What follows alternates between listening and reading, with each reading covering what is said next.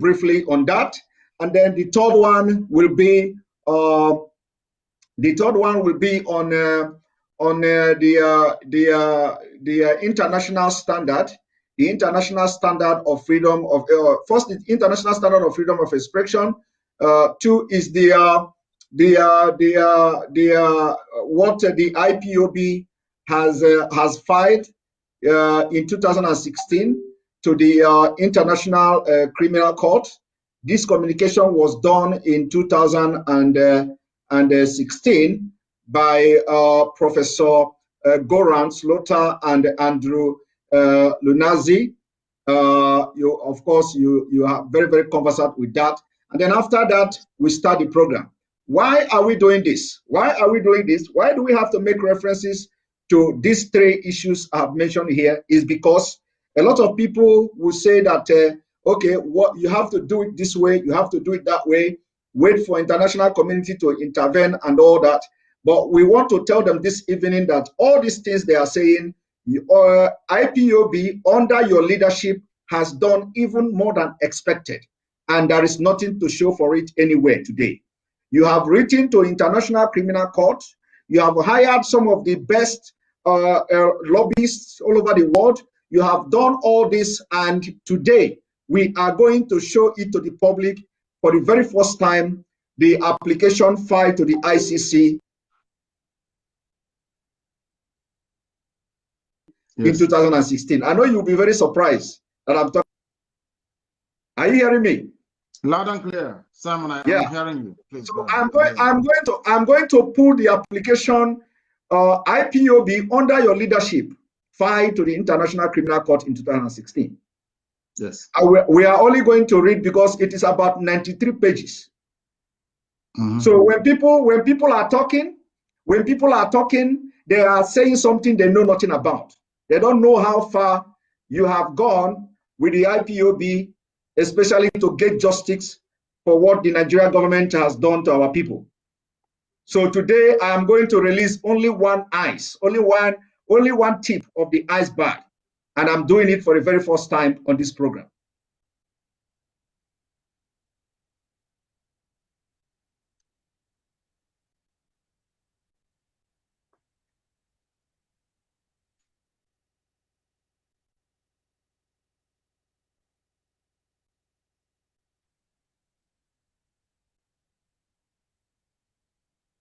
It's going to be on the screen very shortly, because this program is going to be completely different than what normal what we have been doing all this while. Is going to be completely different.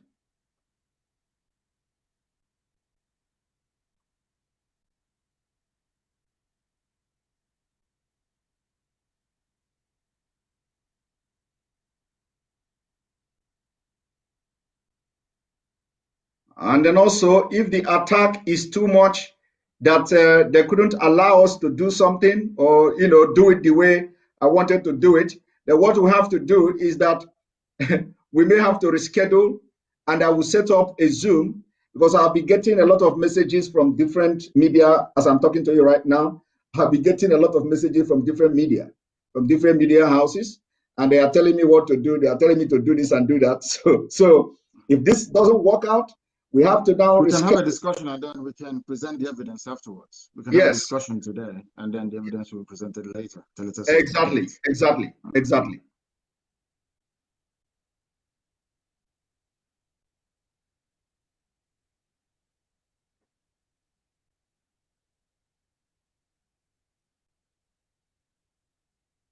But I do thank the viewers and listeners for their patience. They've been patiently waiting, and I can see that the numbers are back up again to where it was before we were rudely interrupted.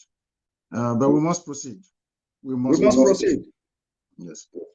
So before we go forward, could you tell our viewers a little bit about this application I've just mentioned to you, filed in 2016? In 2016, our lawyers, should I say our attorneys in Europe, approached the ICC to make or to present a very compelling case about the human rights abuses being perpetrated by the Nigerian government against the people of Biafra. As you well know, Goran did a very wonderful work. That was in 2016. Also in 2017, additional work was done by our lawyers here in the United States of America. In 2018, additional work was done by our lawyers back home. In 2019, we hired one of the top human rights lawyers in the world to litigate this very matter before the ICC against the Nigerian government. In that same 2019, and as you said, I believe for the very first time, I'm providing clarity on this very matter, I went to the ICC myself. I went to ICC myself. I was deposed. I told them exactly what was happening. They said we shouldn't discuss it when we go outside, and we've been waiting since 2019. We're in 2021. And instead of doing something about the, should I say, the very relentless pursuit of the Biafran people,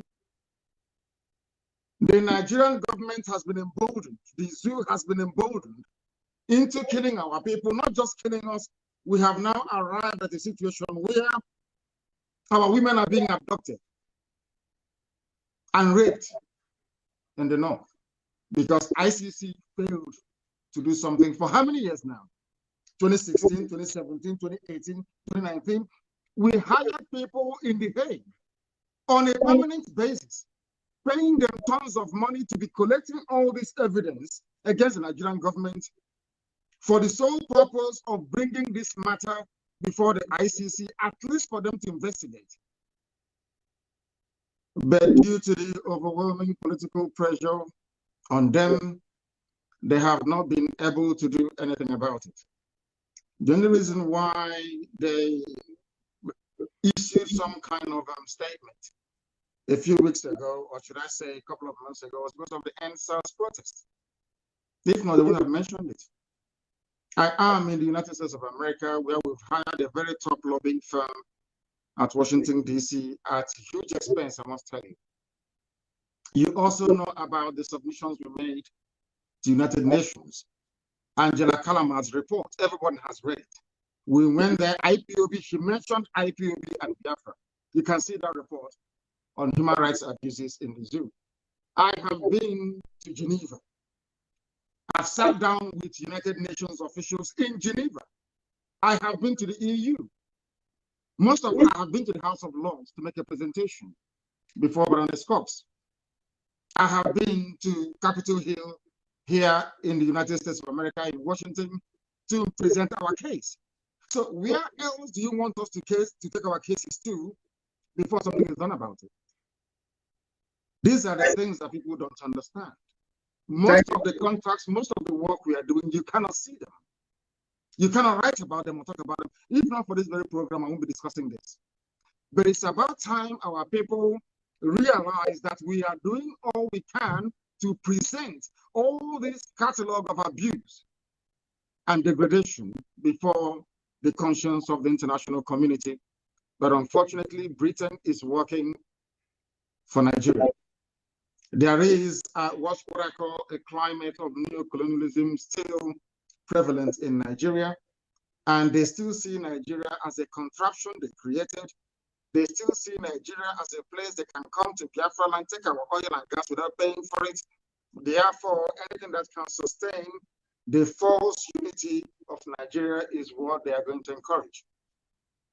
They see Biafra agitation as an antithesis to that very plan which they have, which is to keep this contraption together for them to have unfettered and unrestricted access to our resources.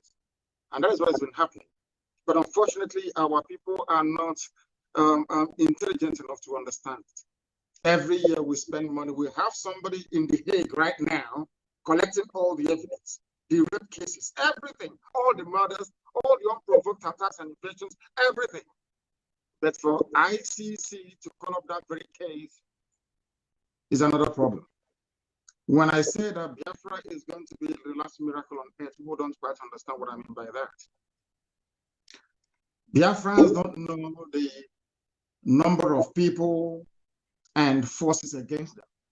They don't understand it. Those of us at the cold face of this struggle, deep inside it, we know who our enemies are, and they are numerous. But I am very, very confident of victory because the God we serve is the one that made this very universe, and his words must prevail. And on that very promise, we anchor our hope, we rest all that we are doing to restore Biafra. And we know that in the end that Biafra will come. We have a lot of enemies, you know. We've not done anything to them. It's Biafrans that built America. We built this very country that I'm in today. Biafrans built the United States of America. The majority of all the hard-working free men and women they took from the western coast of Africa, they shipped them to the USA. They are the ones that made this country great. So they see something in us that we cannot see. They know we are very productive. They know we are hardworking. But above all, Britain knows that we are blessed. It is that blessing from God that Britain doesn't want to see rise up in Africa. And that is why they're using very primitive Fulani people to try to suppress us. You saw yesterday that Britain, BBC was advertising army positions, asking you, even telling you what you can get the forms to join the Nigerian army. And I know that BBC functions on tax, or should I say license fee payers money in the UK. They don't accept any advert. So how come BBC Pidgin in Nigeria is advertising for people to join the army of Nigeria for free? Because they are, of course, agents of neocolonialism. They're working for Britain. They want Nigerian army ranks to swell up so they can suppress any measure of uprising against the very decaying, crumbling, damnable zoological republic. What our people need to realize is this. What we go through on a daily basis to ensure that our cases are heard all over the world is immense, everywhere, especially here in the USA. But if the world continues to turn a blind eye and they continue to kill, to rape, to murder, to slaughter people, to take our land, they expect us to put our hands and do nothing? The answer is no, of course. We must fight because we have our backs now against the wall, and that's what we're doing. Thank you very much. Thank you very much, Ohamadike, one of Biafra. Another thing I want to, this is just an introduction to what we are going to discuss this evening. Another thing I want to ask you is that, there is a man called Peter Smithers. Peter Smithers in 1998, wrote a Nigeria lesson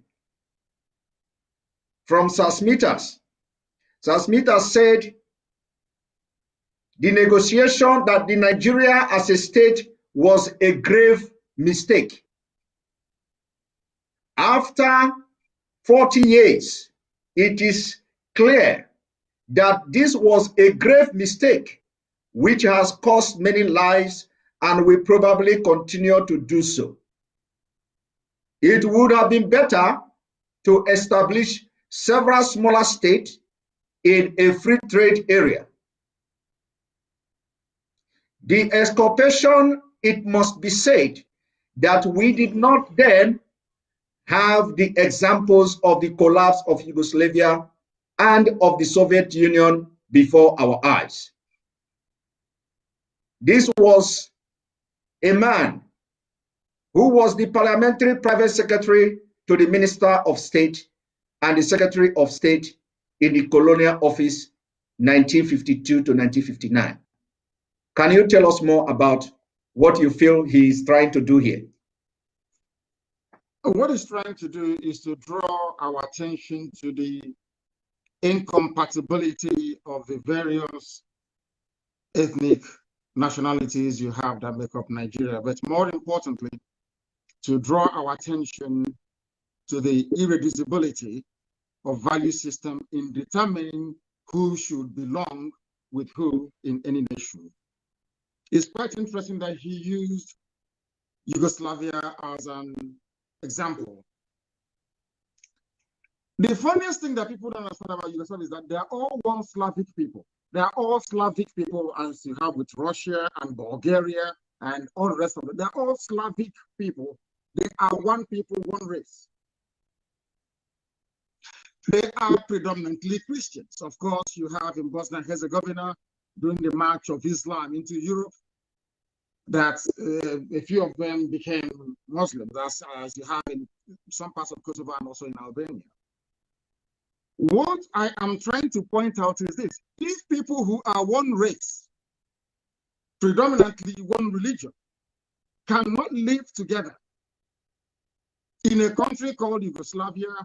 How about people who are from Senegambia and goodness knows where else? Not the same language, not the same religion, not the same traditions, not the same culture, absolutely nothing. How can you make these people become one nation? Is not possible. That is something we've talked about before, that most Africans don't seem to pay much attention to. We are tribal animals by nature. Africans are tribal by nature. That is why every Christmas, every New Year festival, every August, we travel back to the village. Even if you live in Kaduna, somebody will ask you, where are you from? You say, I'm from Ihioma. Because that is where your ancestors come from. In Africa, we come from where our ancestors come from. But white Europeans can travel to Australia and they're comfortable. They're from Australia. They can travel to New Zealand. They're from New Zealand. They're okay with it. But even if you take us to New Zealand and we stay there for 1 million years, if you ask us where we come from, I will come from Ipob. That is something that is very unique to Africa, and nobody can take that away from us. And that is something that most people do not understand nor have an appreciation for. That is why in Africa, everywhere you go to, be it in Kenya, in Ethiopia, in South Africa, everywhere, people still talk about tribe till tomorrow morning because we are different. So rather than trying to experiment with us, this sort of very colonial, artificial construct, because mind you, all states in Africa, sub-Saharan Africa, are all racist constructs. Those that developed or created Nigeria, that created Togo, that created Ghana, they had racism in mind, not your interest. And this is what we've been trying to explain to African people. If not, why would we go to Lagos during a revolution, or should I say a mini revolution, a protest? And people of Lagos, Yoruba people are saying, oh, that Igbos came here to destroy their buildings. But you are all one Nigeria, you claim. These are the things that people need to appreciate. We don't want Fulanis in our land for the simple reason that we don't want to dilute. Attention, attention. IPOB, one family. This and Can you hear me? Sorry about that. Something just... It's okay. What I'm trying to point out, Simon, is this. Forget about all the one Africa. I'm a pan-Africanist. But we need to start organically. We need to go back to where we come from and begin to build a consensus from the grassroots. Which Biafra want to join Oduduwa in forming a nation. We look at all the pros and cons and then reconcile all these things, and then we move together as one. Look at Britain that gave Nigeria, so that colonized and still owns Nigeria till tomorrow morning. Scotland wants to be on their own. Wales will be on their own very soon. Northern Ireland will live to be on their own. That is human nature. You cannot take it away from us. The only reason why they have Nigeria together the way it is, and why we have been complaining, and why authors and great commentators like the man you alluded to has not gotten any traction in terms of people being able to understand and appreciate what he's saying, is because of the way we reason. I say this all the time. Professor Wole Soyinka, a great literary giant, I would say, came out the other day to say that he is fed up, there is war on his doorstep. He knows very well, as an intellectual, so to speak, that the reason why the war is on his doorstep is because Nigeria is flawed. If Oduduwa were to be on their own, do you think somebody will go to, any cow will go to Shoinka's farm to eat the cabbage or the carrot? It won't happen. These are things that we need to understand, that first and foremost, we are tribal animals because life as we know it started in Africa. We are attached to the land we come from. That is who we are. Because the white man can be born in England and come to America to settle for life and say he or she is an American, doesn't mean we have to follow them. Thank you. Thank you, Onyendu. Now let us now go from the fundamental in the sense that, you know, when people are hearing that we are agitating for Biafra, we want Biafra, some of them in the West, we say the political elite are not shouting Biafra. That there are only those who are in diaspora, you know, like civilized ones, are the ones shouting for Biafra. And this fact, a lot of people don't know. When you look at it, you find out that 99% of people in Biafra are shouting Biafra. 99% of Biafrans in Nigeria are shouting for Biafra. Only 1%, not even up to 1% of this so-called elite. These are the politicians that have been benefited from Nigeria. Now, I want us to look at how will disintegrated Nigeria favor the region before we come into the crisis and the lives that have been lost as a result of trying to keep one Nigeria. Can you tell us, how do you think that a disintegrated Nigeria will favor the Fulani themselves, the Hausa themselves, the Middle Belt, the Oduduwas, the Biafrans, and any other nation that we want to come out of Nigeria? Explain to us. Let us hear. Before I came on air on this your fantastic program today, I read a very brilliant piece, or should I say a comment by somebody. The person said that Nigeria is the only place he knows where yesterday is better than today. Ask yourself, at which point in Nigeria's history did they record the highest level of human development? It was when they were on their own, when they were semi-autonomous regions. So there is an already made example there for people to reference, should they wish to do so. It was when this unitary mindset came into existence that things started to fall apart. So if when you were on your own, the North was doing very well, or the West was doing very well, Opera had the fastest growing economy in the world at nearly 48% every year. Awolowo did his magic in the West.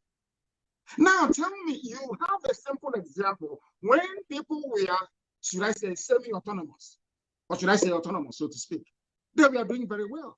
Now you are together in one Nigeria. Everything is falling apart to the extent that people are coming from Mali, from Senegambia, from Niger, from Chad, in your backyard, raping and killing you. It's a no-brainer. It's simple common sense. As I said before, that is who we are. Because once you allow an element of, should I say, an infusion of competition, you get the best out of the people.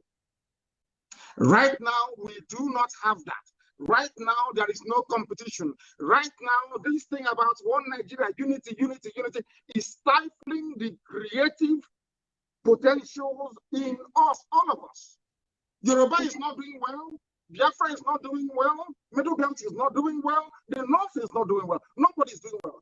Then you ask yourself, all these glorious reference to our past, what period was it?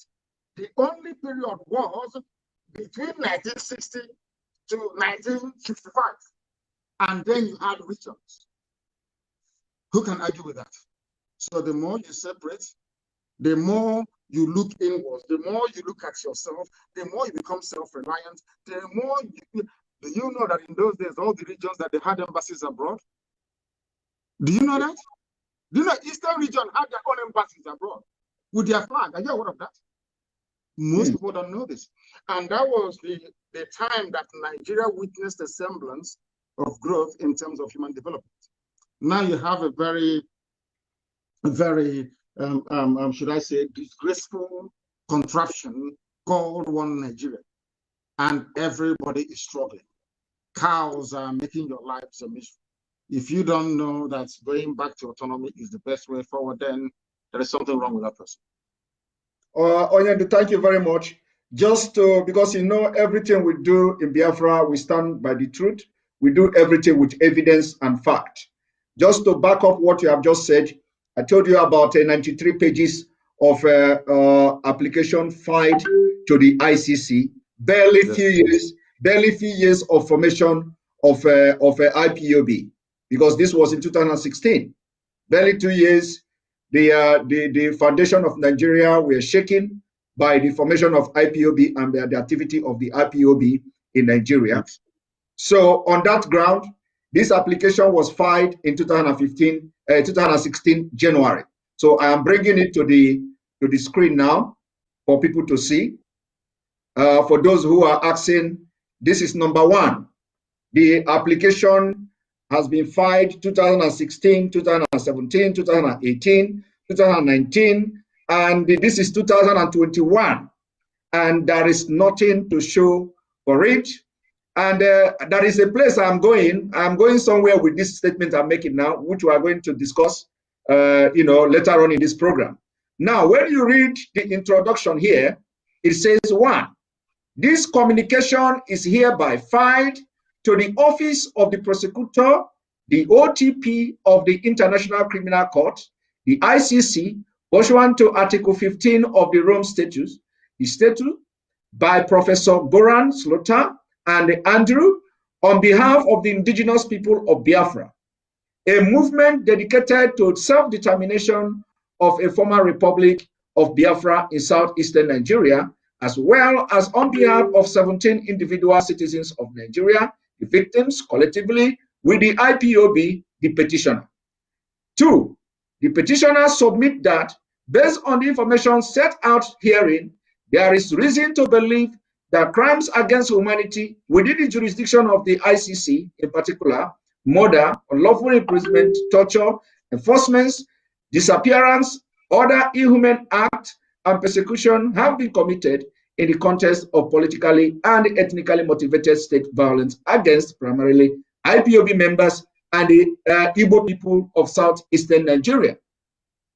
Due to the absence of domestic criminal proceedings with respect to those potentially bearing the greatest responsibility for these crimes, in particular, but not limited to Nigeria current President Muhammadu Buhari, and that was then, and in the light of the gravity of the act committed. Now, this is 93 pages, 93 good pages.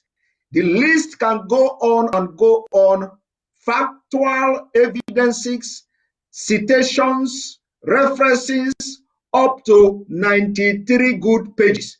And of course, like you said in the beginning, that you do not want to discuss this thing because a lot have been done and people are not aware of it. So just to let the public understand, what the IPOB have done all this while. When people go on social media to say IPOB under leadership of Mazi Nnamdi Kanu is doing this or they are not doing that, so this is just one evidence of it, that as far back as 2016, you have started taking actions which are necessary, lawful, and legal actions against the Nigeria terrorist state.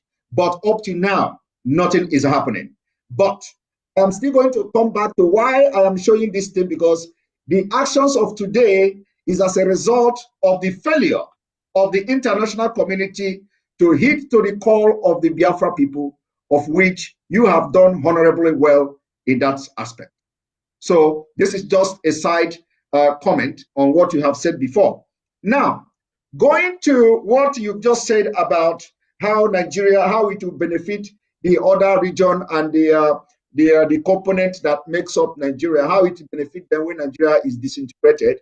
And you made mention of what you read, that Nigeria of yesterday, that yesterday is better than today. And that is very awkward fact. Very, very awkward fact that every president that comes to Nigeria, the last one will always be better than the new one. It's not only in the economic sector and all that. But the second question or the third question I want to ask you is this. Now, looking at what is happening now, a lot of people don't understand what is going on in Nigeria. A lot of people still believe in of course, they still believe somehow in Nigeria. They believe that the political structure of Nigeria is the major problem. And we, people following you, have a different view and a different opinion to this. And I think this is where the interest is clashing. Anybody that is shouting for Nigeria today believe that the problem is in the political structure. We are believing that the problem is not about political structure, but rather there is a motivated or there is a premeditated act to take our land and turn it into Islamic State or Fulanize us. So we are not looking at the aspect of the political structure anymore. It is a struggle for survival of our people. I want you to shed more light on this because, those supporting one Nigeria must have reason. And the reason what we have seen is that they are thinking that the political structure of Nigeria is the problem of Nigeria. So can you tell us more about, that it is not the political structure, rather something they should know about? Thank you, Simon. It's something they know about, but pretend not to know about it. Everybody knows about the hegemonic tendencies of the Fulani Caliphate. We are well versed in the, should I call it shenanigans, of those people who are always expanding.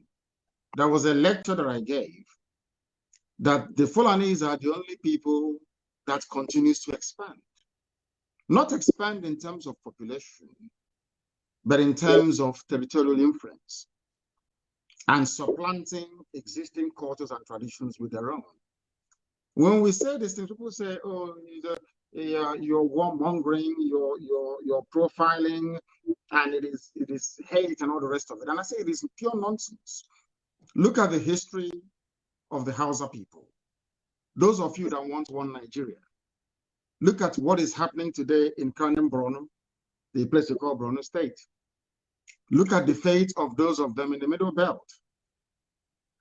Look at the fate of those of them, our brothers and sisters in Yoruba land, Yoruba. Even the Caliphate left their footprints there many, many years ago in Kwara State. Many years ago, they overran Nupe people of Niger State. Many years ago, some of you don't know this, they forcibly tried to convert the Atta of a Gala to Islam. These things are there in our history books. They are everywhere. If one Nigeria means that our land should be surrendered to people from Senegambia, then death is a better option because it's not going to happen. We are the Biafran people, and within that Biafra, it contains a very unique race in the world called the Igbo race. They are very difficult, don't get me wrong, but they're very unique. Very, very unique.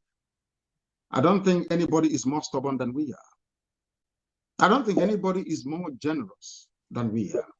I do not believe that any race on this earth is more affluent in terms of natural blessing than we are. Anybody thinking they can use the guise of one Nigeria to take the land of our ancestors, that person is dreaming. Them and their cohorts, they are dreaming. And I will tell you why they're dreaming. They have tried before, over 300 years ago, to take that very land. They failed. Islam made it to the sea across West Africa. Islam made it to the Atlantic Ocean. The only place that Islam did not succeed in penetrating is the East. And when they came for that very jihad, we had no army at all. God Almighty in heaven fought for us. All their armies died. That thing they tried in Kwara State and succeeded, they tried it in Lower Benue. in Idoma and Igede lands, and they failed. All their armies died. The few that survived trekked back to Zaria from whence they came. I must warn anybody. All of these people agitating or saying, oh, we want one Nigeria, you are setting up yourselves to fail. You are as foolish as Hausa peasants. Hausa peasants did the same thing you're doing. Oh, allow them, give them land, give them cattle. By the time they woke up, all their kings were dead. Hausa kingdoms became Fulani Emirates. Where you have Hausa governors, you have Fulani governors. Telling you we are Hausa Fulani, we are Hausa Fulani. And I keep asking myself, why is it that people don't see all these things? Is it because, of course, that is why we call them a zoo, because they are very foolish, without apologies to anyone. Because if you are not foolish, history is there for you to reference. These people asking you for land, asking you for Ruga, maintain peace, let's stay in one Nigeria. What are their antecedents? What have they done in the past? Because where we come from their behavior in the past, you now know if you can trust them or not. But it's Britain that is behind the scenes, remoting everything that's happening in this zoo. I am a British citizen. I hold a British passport. I know there are good men and women in England. It is a land of conscience. It was English people that left Southampton to come to America to build America, the land of the free. English people, yes. They traveled on a ship called Mary Rose. They landed at a place called New England. Conscientious, honorable, God-fearing people. They were the ones that helped slaves to escape from the south to the north. English people. But there is a breed we have now. Blood-sucking demons. Their job is to hold Africa down, to hold a black person down. And how are they doing it? They don't want you to tamper with any of their creations in Africa, all these idiotic states, all these artificial boundaries they gave us in Africa. No, because that is the beginning of the chain that is holding us down, and they know it. And the question is, who is a Nigerian? And I will ask you a simple, I want you to contemplate something, Simon, for me. If I ask you now to go and prepare a Nigerian dish for me, what are you going to present? Because if you bring a wedu soup, somebody from the East will tell you that is not their food. They're not going to eat it. If you bring Afan or a Dikaikon, somebody from Kanu State will tell you that is not our food. If you bring Tuwo, is it Tuwo Shinkafi or whatever they call it, somebody from the Middle Belt will say that is not our food. Ordinary food, there is no commonality. Is it the way they dress? So I keep asking myself every blessed day when I wake up, what is it that unites Nigeria together? And then I discovered it is two things. An innate desire to be corrupt, and secondly, stupidity. Those two things are very, very pivotal. They are the things driving the zoo. People talk about their founding fathers. When the Fulanis are talking, they say our founding fathers, and I keep asking them, Nigeria, your president, so-called, the dead Buhari, is older than the country. Where else in the world do you have a head of state that is actually older than the country in the 21st century? So tell me one place. Only in Africa. Because they came to Africa and they built all these contraptions, and now in our idiocy and stupidity as Black people, we accepted it. As I keep asking all the time, can you go to Europe to build a country for them? They will hang you that same day. If you cannot do the same thing in Europe that Europeans did in Africa, then why are you accepting it? Why are you accepting it? The key thing here is the way we reason. That is the problem with the Black man, how we reason. People talk about Nigeria as their country, talk about Nigeria as their nation, as if Nigeria has any legs to stand on in the first place. Nigeria it has no meaning. It is a very derisory meaning. It means something very terrible and very awful. If I ask in Yoruba language, tell me the meaning of Nigeria, you cannot tell me. If I go to Igbo language, tell me the meaning of Nigeria, you cannot tell me. But I know the meaning of England. It's the land of the English people.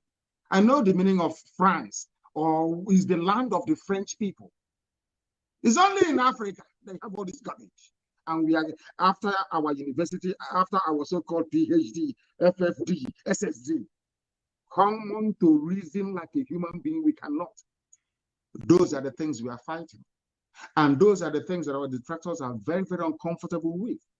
And that is why today you must pat yourself on the back, and every IPOB member for that matter, for the very simple reason. At last, people are beginning to reason with you.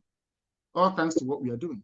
So don't mind them. When they go back into the privacy of their homes, they consider what we are saying is right. But outwardly, due to economic, political, or whatever thing that it is, they wish to toe the line of let's keep Nigeria warm. We are not fighting with anybody. All we're asking them to do is to reason for once in their useless lives to be able to. They say insult them. If you're an idiot, why won't I insult you? I'm asking you, go to a white man's land and tell them you want to create a country in Europe. That day they will roast you alive. They will, in fact, they will first of all inject you. They will say you are not well in the brain. They came to our land, they divided Yoruba into three. Some Yoruba is in Togo, some Yoruba is in Benin Republic, some are in the zoo. You're telling me that a Yoruba man who is in Nigeria is more related to a Canadian man who is in Borno, more than his own brother in the other side of Paraguay, in Porto Novo, in Benin Republic. They speak the same language, wear the same clothes, do eat the same food, everything is the same. But a white man, now we have French Yoruba, those who are in Benin Republic and in Togo. We now have English Yoruba who are in Nigeria. What type of God made us? And let me give you an example before I conclude on this very point. Simon, is this. Do you know that Togo used to belong to Germany before?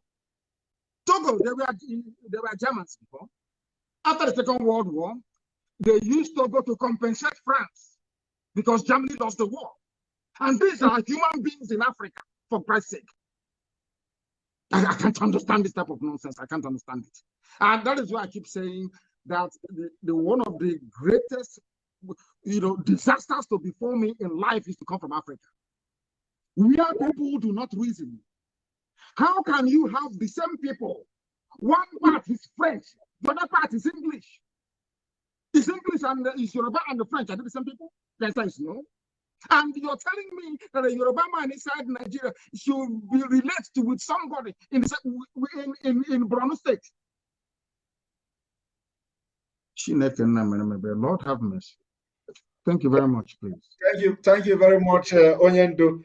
You have explained this thing very broadly. The point you have made very clear is that they knew that the problem of Nigeria is not based on political structure. They know it very well. Problem of Nigeria is that people are conquering our land, and they are trying to take our land and convert us into Fulani nation and caliphate, and that will be resisted with everything we have. Now, the next thing I want to talk about or ask you about is, of course, like I said, we are going to get tough, this evening. We are going to say things that will provoke a lot of people. And on that note, I'm going to bring to the screen the international acceptable, or should I say, the Declaration of Human Rights on freedom of expression and freedom of speech. Now, when you look at what is going on in the zoo, they circulated some kind of threat letter to the medias in Nigeria, threatening them that you must not mention Fulani. When the Fulani have attacked and killed people, you must not mention them. So I'm going to read just very briefly a couple of these international laws. Like here, you see the Universal Declaration of Human Rights, Article 19. Everyone has the right to freedom of opinion and expression. This right includes freedom to hold opinions without interference and to seek, receive, and impart information and ideas through any media and regardless of frontiers. Now, the same, another international covenant on human political rights, Article 19, everyone shall have right to hold opinion without interference.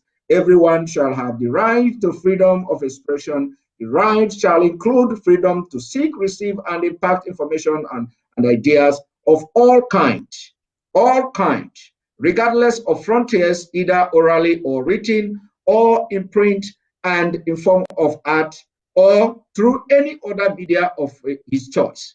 The exercise of the right provide for in paragraph 3 of this article carries with its special duties and responsibilities. It may therefore be subject to certain restriction, but this shall only be such as are provided by law and are necessary for respect of right or reputations of others, of national security or of public order or of public health or morals. Now, in this particular B, when the state becomes the sponsor of terrorism, of course, there is always exceptional clauses. Now, the African Charter on Human Rights and People's Rights, Article 9, every individual shall have the right to receive information. Every individual shall have the right to express and disseminate his opinion within the law. The resolution 169 on repealing criminal defamation law in Africa by the Africa Commission on Human Rights and People's Rights, 24 December 2010, underlined that criminal defamation laws constitute a serious interference with freedom of expression and impede on the role of the media as a watchdog, preventing journalists and media practitioners to practice their profession without fear and in good faith. Automatically, this failed in the Zoo Republic of Nigeria, commending state parties to the African Charter parties that do not have or have completely repealed insult and criminal defamation laws. Call on state parties to repeal criminal defamation. Of course, this is directly talking to Nigeria. Now, while I'm reading this, let us go to the European Convention as well, of Protection of Human Rights and Fundamental Rights. Something is saying everyone has the right of freedom of expression. This right shall include freedom to hold opinions and receive and impart information and ideas without interference and all that. Then the American Convention of Human Rights, Article 13, is saying the same thing. I don't need to go further. The Asian Human Rights is saying the same thing. Now, I am not going to ask you a question from this what I have just read now. I am not. It is not to ask you a question, but rather it is about what we are going to discuss from here. Now, looking at the Nigeria state today, you see that when it comes to international law, we have what we call the state-sponsored terrorism. We have state actor, non-state actors. Now you have in Nigeria who have been internationally recognized by different nations, by many nations, as aiding, abetting, and supporting ethnic cleansing, supporting terrorism by their action, inaction, body language, policies, and name them. Now it lies in the hand of the citizen of this country. When you have a state sponsoring terrorists against its citizen, it lies in the hand of the citizen to rise up and protect themselves. On this note, you set up the Eastern Security Network against the non-state actors. And we know that the state actors are also there, aiding and supporting the non-state actors. When we are talking about non-state actors, we are talking about the Fulani herdsmen terrorists, we are talking about the bandit, we are talking about whatever name you can name them, they are all the same thing. Now, how do we combat the state actors in the presence of what is going on in Nigeria now, that everybody knew that the state actors are very visible in the field? The Army General called T.Y. Danjuma said, Nigeria Army collude with bandits. You have to rise up, otherwise you will all be killed one by one. Do you want me to play the video so you can, recall your memory on it? Before I'm aware of what G.Y. Danjuma said. All right. And he said we should all go and buy guns as well. He said exactly. Go and buy guns to defend yourself. And not only him, almost everybody is advocating for everybody to buy a gun. But that is not the point. What I'm trying to say is that when you have in a country where you have a state-sponsored terrorist, how do you now, make sure that your people are safe against a state-sponsored terrorism, like you see in Nigeria? Thank you very much. Before I answer that question, before you started, you read out some conventions and some laws guiding people by the UN, by EU, by Africa, and all these people. All these very fanciful, beautiful words. They are meant for human beings in Europe and in America, in Australia. That is where these things work. It was not designed for animals in Africa, where people do not reason very well, where people do not think very well. You have a country called Nigeria that domesticated into its laws the rights of indigenous people. Africa Charter on Human Rights, that gives you, Simon, the right to agitate for tokenized republic if you want. It is in the laws of Nigeria. You go to the court in Nigeria, a judge will be looking at this convention that is actually a law, domesticated into law, and he will charge you or she will charge you with terrorism. People don't understand the mess that we're in. In a short while, I will answer your question. But until people realize that what we've been saying from day one is correct, their lives won't be any better. Before you go further, Ahmadike, before you go further in addressing that, you just made a point now about the self-determination. So let me also bring in the self-determination and read it a little bit for people who don't understand. Not for you, of course, but for people who don't understand. So they know it's Nigerian law. It's in the laws of Nigeria. When you do, they say you're a terrorist. You are being treasonable. But it's in their law. Nigerian law says you can agitate for anything you like. It's there in their laws. Please go ahead. Now, apart from that, Nigeria being signatory to all these international laws, of course, automatically becomes also they are compelled to respect that law. Here you have the right of a people to self-determination is a cardinal principle in modern international law and commonly regarded as a jus cogens rules. Now, these jus cogens rules we are going to go into now to tell you what actually, as you can see it, a peremptory norms is a fundamental principle of international law that is accepted by the international community of state as a norms from which no derogation is permitted.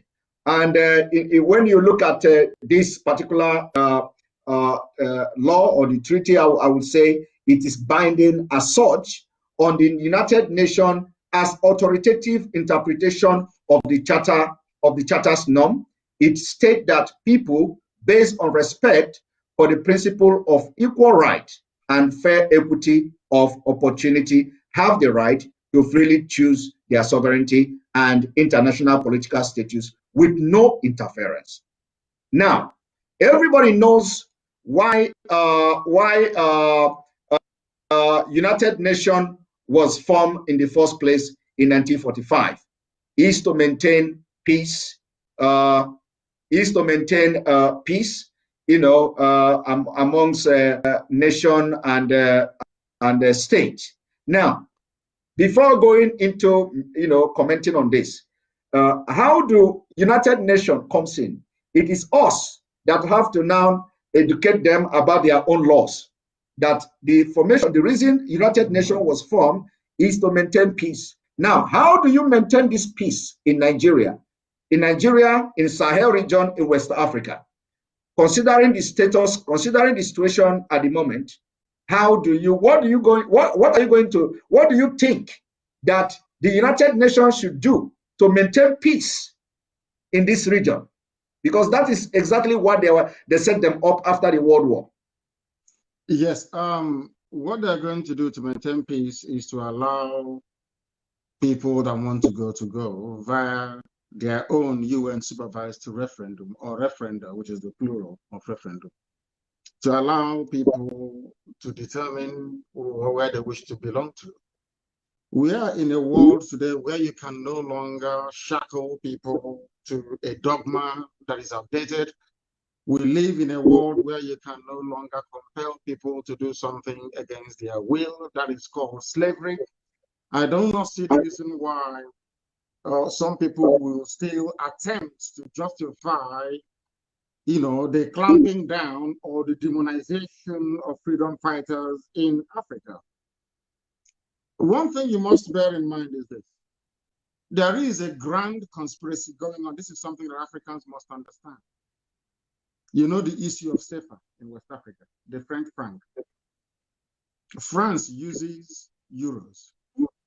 But in Africa, the parts of Africa they control, they use French francs. The money that these people use, the currency, the paper currency itself, they mint it in Paris somewhere, and they bring it to Africa. France is a country that I love very much. They supported Biafra, as a matter of fact. I care about them. The problem in Africa, unfortunately, are we Africans. You don't expect these people to come down to solve anything for you. It's for you to solve it yourself. I remember I went to a very influential diplomat's office in Brussels, at the EU. I went to his office, and we presented our case about how they're killing us and everything, and that we are peaceful and everything. The man said, any day you people are serious, we will know. Do you understand the meaning of this? Any day you're serious, we will know. How can somebody come to your backyard, rape your mother, kill your sister? You're going to UN to go and complain to them. UN will say you're stupid. Don't you know what to do?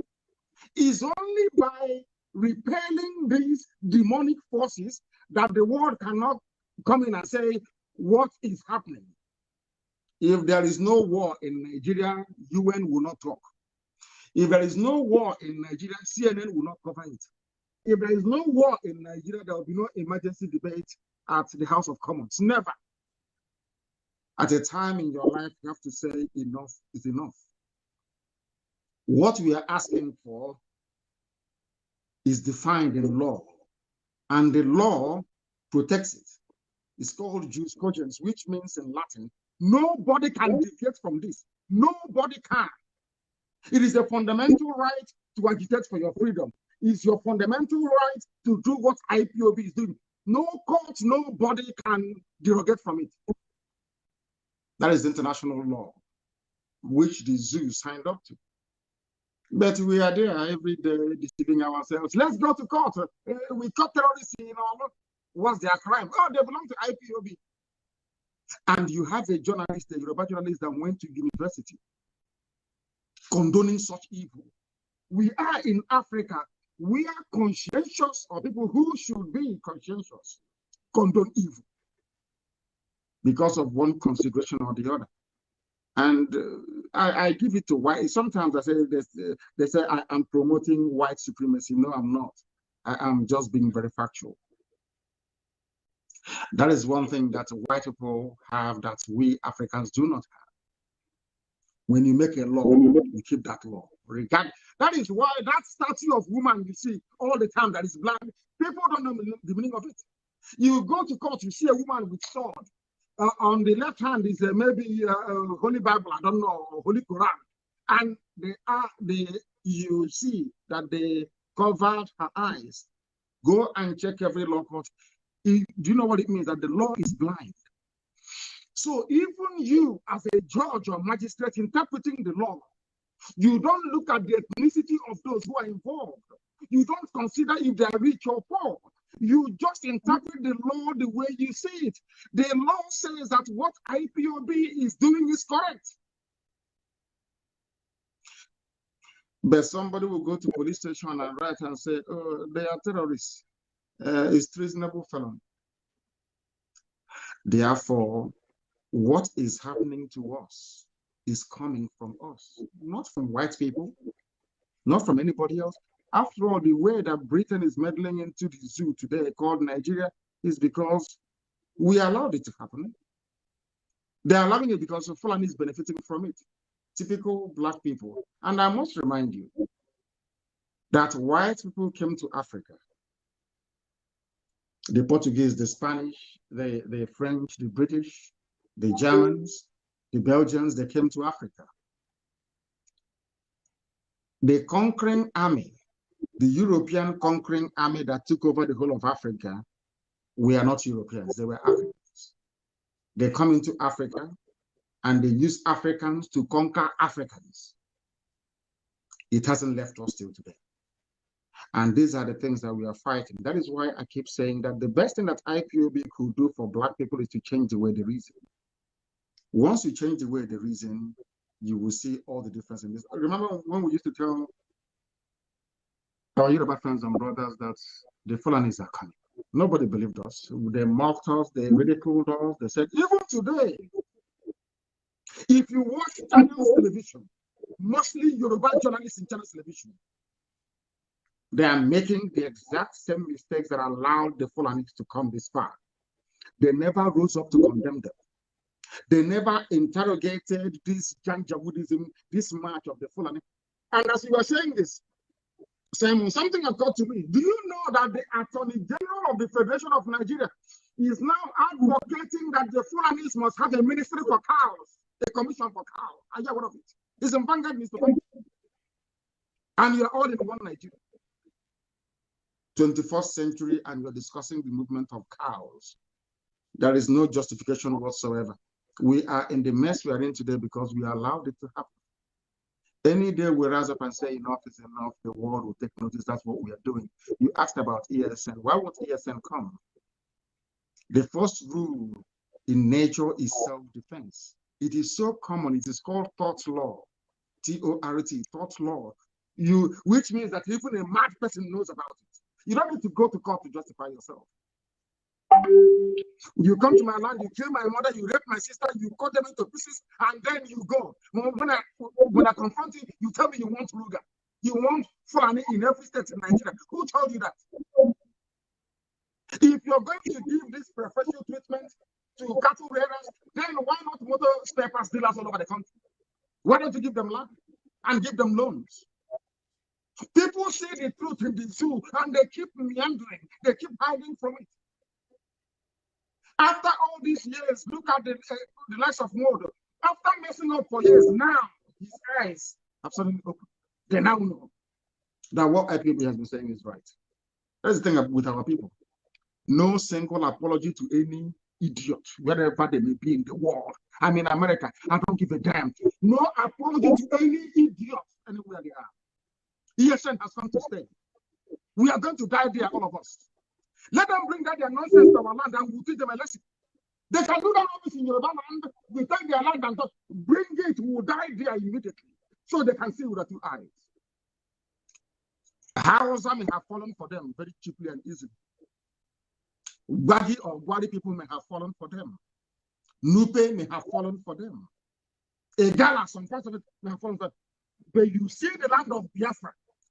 We will not surrender Biafra, never, ever, ever. There will be no Ruga, no cattle movement of any sort, none whatsoever. They can bring all the families they like, they cannot settle in Biafra land. They can settle elsewhere, but not in our land. ESN has come to stay without apologies to any idiot, to any fool. We don't apologize to any idiot. Did you see the lady that was caught up in?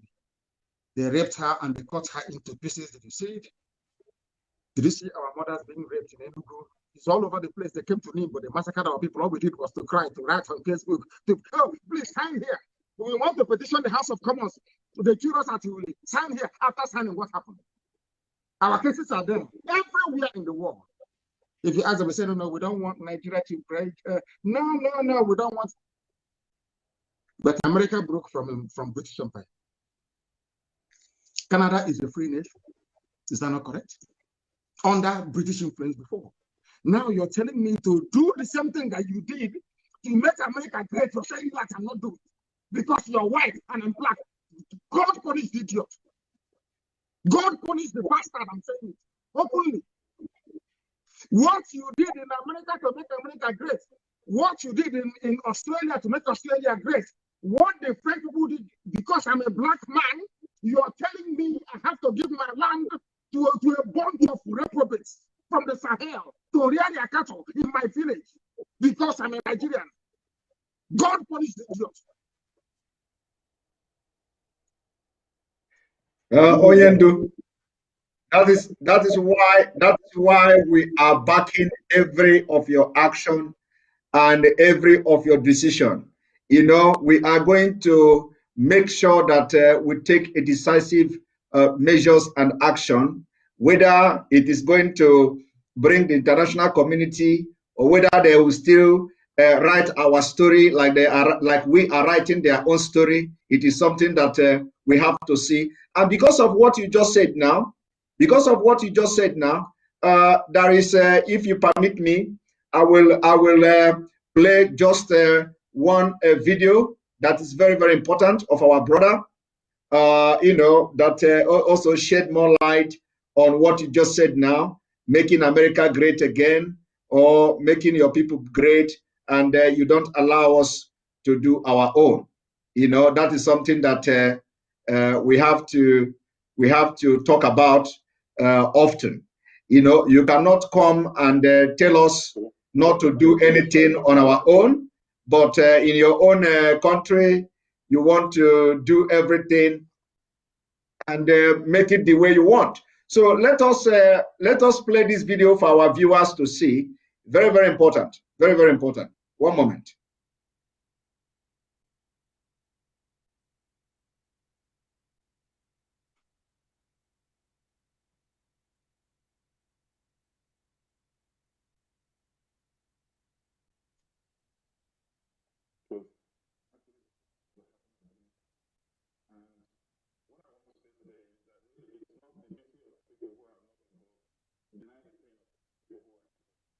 Oyendo, are you hearing this video? I'm loud and clear. Yes, I can hear you very well. I'm here.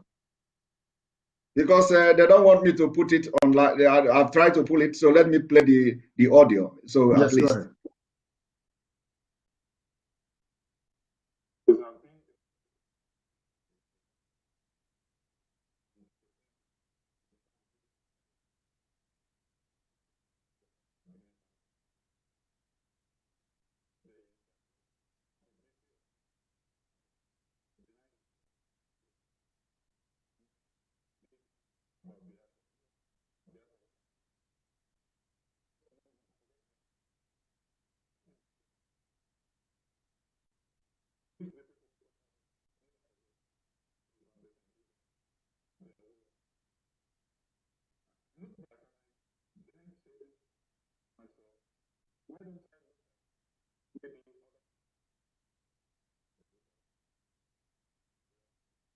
Sam, are you there? Can you hear me? Yes. Are you hearing the audio? No, I can't hear it. No, I can't. Oh, you can't hear it. Oh, my goodness. I cannot hear it. Maybe you can paraphrase it for me. Perhaps you can tell me what the audio is saying, or tell the listening public what the audio is saying. So the audio, of course, the audio is saying that you know, for those who are making commentary on Biafra, you know, it is not, they are not in the position to, you know, to tell Biafrans not to talk about Biafra. Yes. That especially the issue of the war and the experience and all that, that they are not in the position to talk or to tell Biafrans not to talk about Biafra. Rather, it is you know, the responsibility of Biafra people, either if they choose to forgive. That it is not, you are not in position as somebody in America, you are not in position, somebody in Europe, you are not in position, somebody elsewhere in Nigeria, you are not in position to come and say, do not talk about Biafra, because you are not at the receiving end. You did not, you know, you did not participate or feel, you know, the pain of Biafra. You are not a victim. So allow the victim of Biafra to talk. If they decide not to talk again, it is them that should decide not to talk about it, not somebody who did not feel the pain or who did not fall a victim of the killings by the terrorist government of Nigeria to come to say, okay, let us forget about this Biafra, let us try to heal and move forward. That's what the person is trying to say. I think the video I'm going to post it later on. I'm going to post the video later on, and then so now let us go to the next question. You know that Nigeria has been killing people, Biafra people, since 1940 something. Yes. Since 1940 up till 2021. Yes. And if we begin to, apart from the over 5 million people that died between 1967 to 1970, after that, every killings that happened in northern Nigeria, the Biafra people has always been target. Yes. A lot of people are telling us now that, oh, Biafra, you are endangering the life of the people. You are endangering the life of the people. So, you know, and when they are saying this, endangering the life of the people, we don't understand. What do they mean by endangering the life of the people when actually the life of every person in Nigeria is already in danger?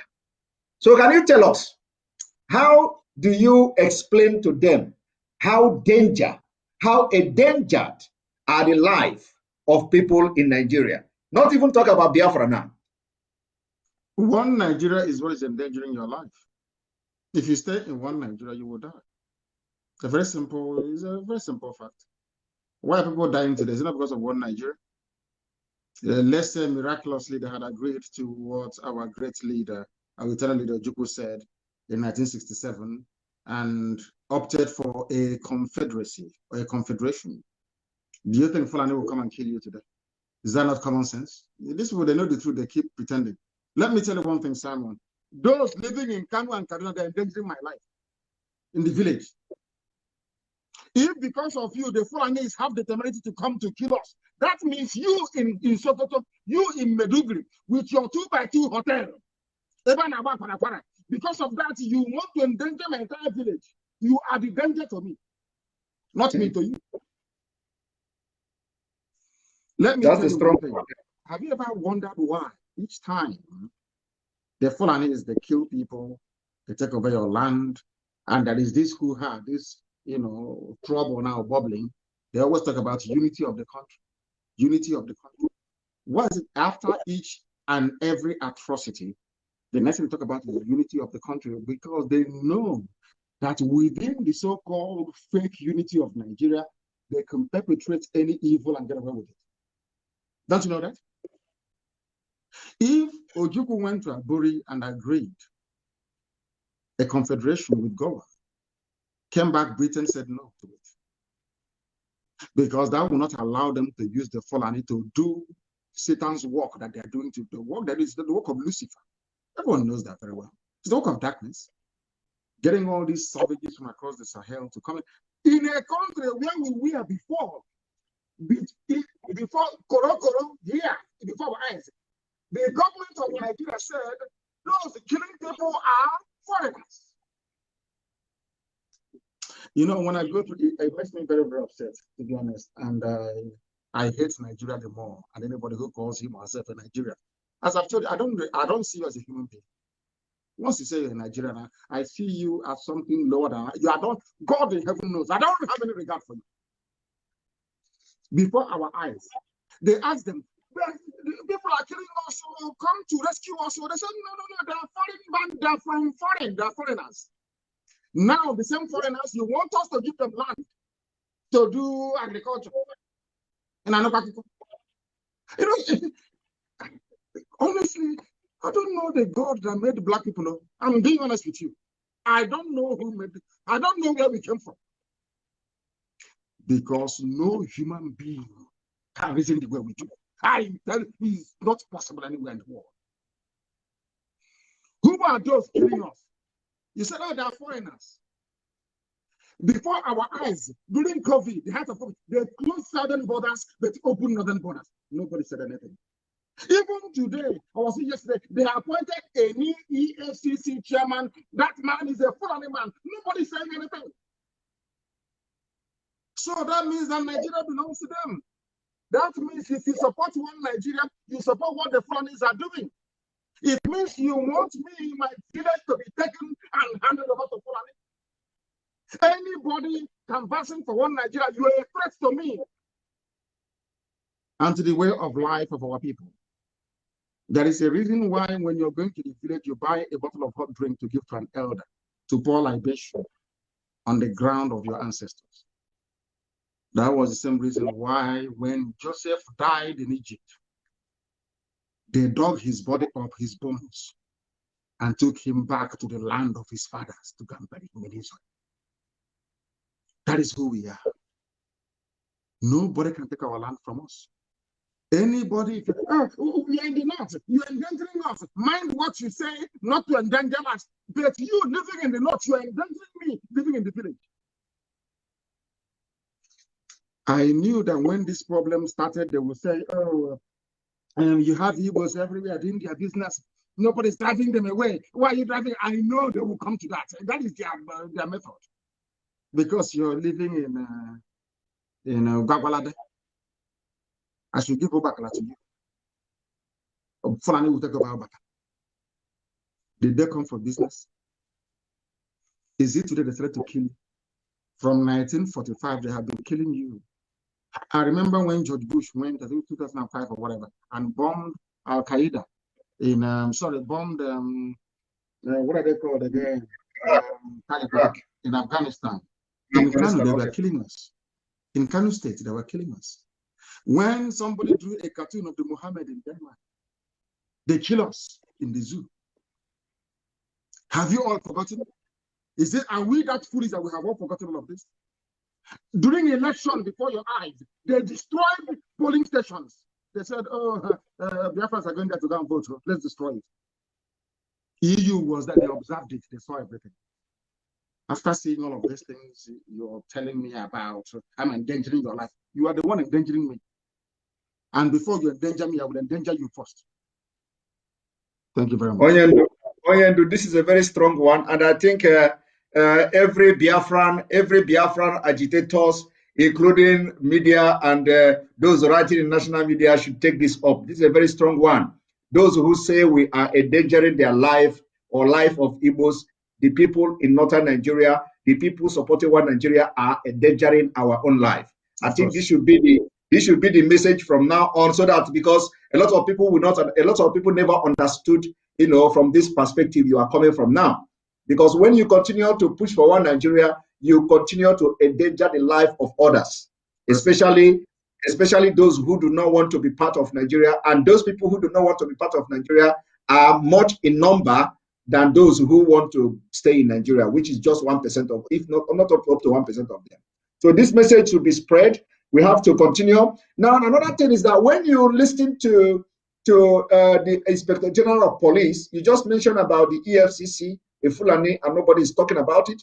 When you look at the Inspector General of Police declaring what they call a POF, whatever, they have all these fine names they give to their operation and all that. He came to declare one operation POF, or what he called it, that they are going to, deploy people to northern Nigeria where the trouble zone and all that. And you know that the people going there are our own people from the south. And you know that he have just 3 months left. And in these 3 months, we know that this 3 months is going to be the most deadliest 3 months in Nigeria. Now they are sending our men and women to the northern part of Nigeria where Boko Haram and bandits are on rampage. And the idea is to go and slaughter them there. Because the thing that the military could not do is not somebody that went to police training that will go and quench the fire. Now, what do you have, even though we have been advising our people to quit? I don't know whether you have watched that video. One thing the man mentioned in that video that interests me, I apologize to our viewers because this thing is not allowing me to play even any video. I've tried to play video. It is not working.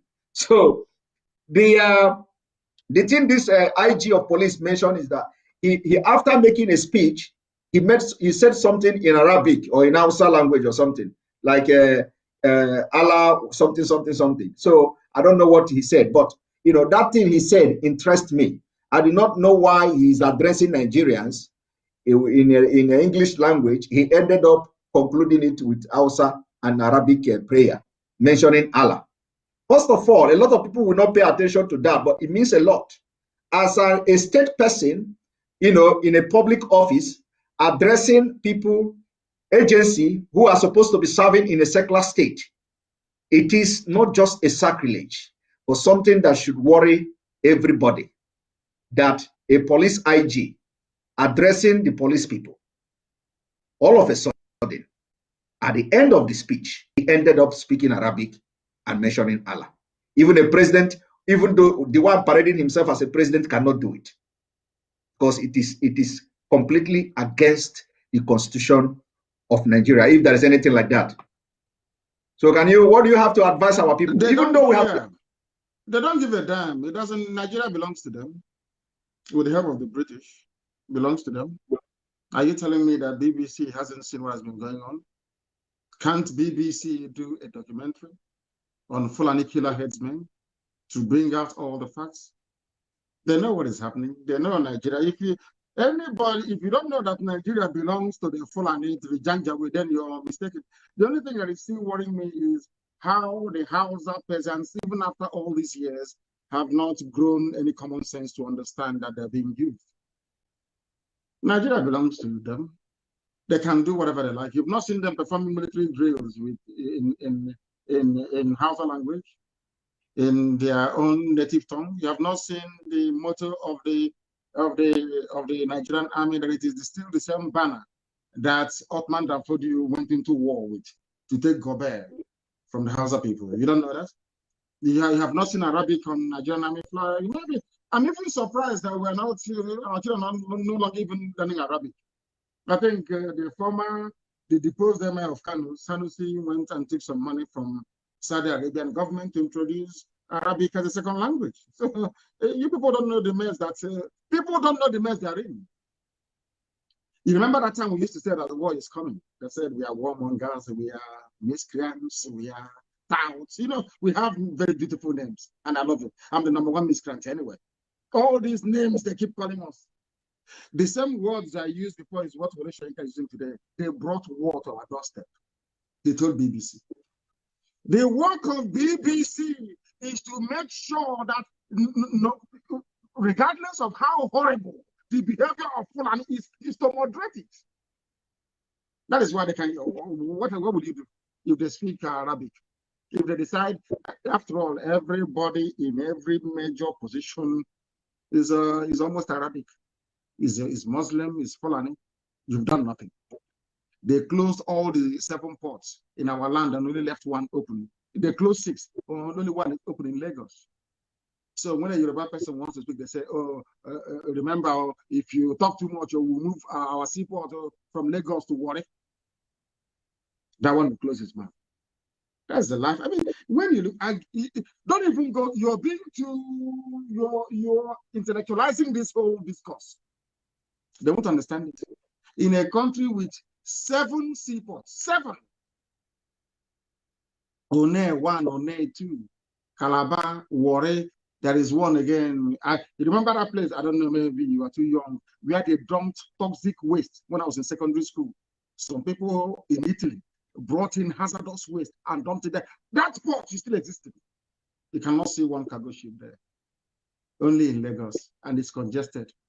You come in that a ship will be waiting for his turn for her turn, because it's a ship, so it's her for her turn for nearly 6-7 months to offload. And you're telling me about one Nigeria. People are in one night. Why wouldn't they speak? Who is the head of customs? A retired military colonel, or is it major? He doesn't wear customs uniform as required by law. He doesn't wear it. The Fulani have messed everybody up. Everybody is useless in the zoo. I don't know. I think it was Ohagi who was writing that whoever is advising the Fulani is doing a very good job, because they know us very well. They know we are black people. They know nobody is going to come to rescue us. You can do whatever you like. The BBC is there. all they care about is to make sure that the Fulani continues their march to the sea.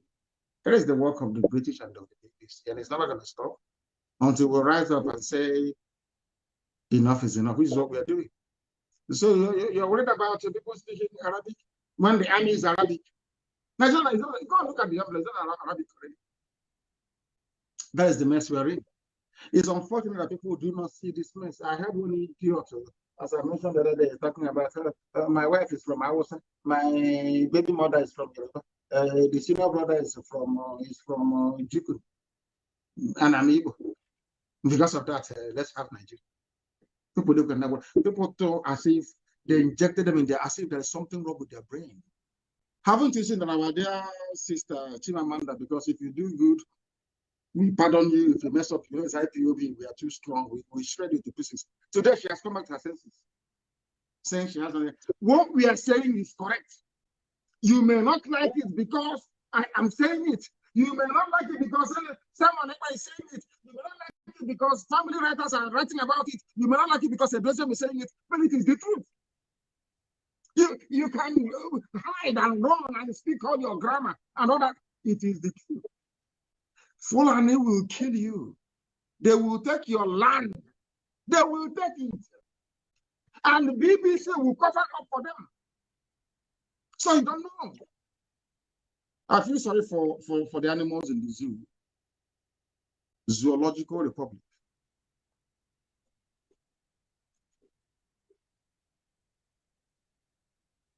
Thank you very much. Are you there? I'm here. I can hear you very well.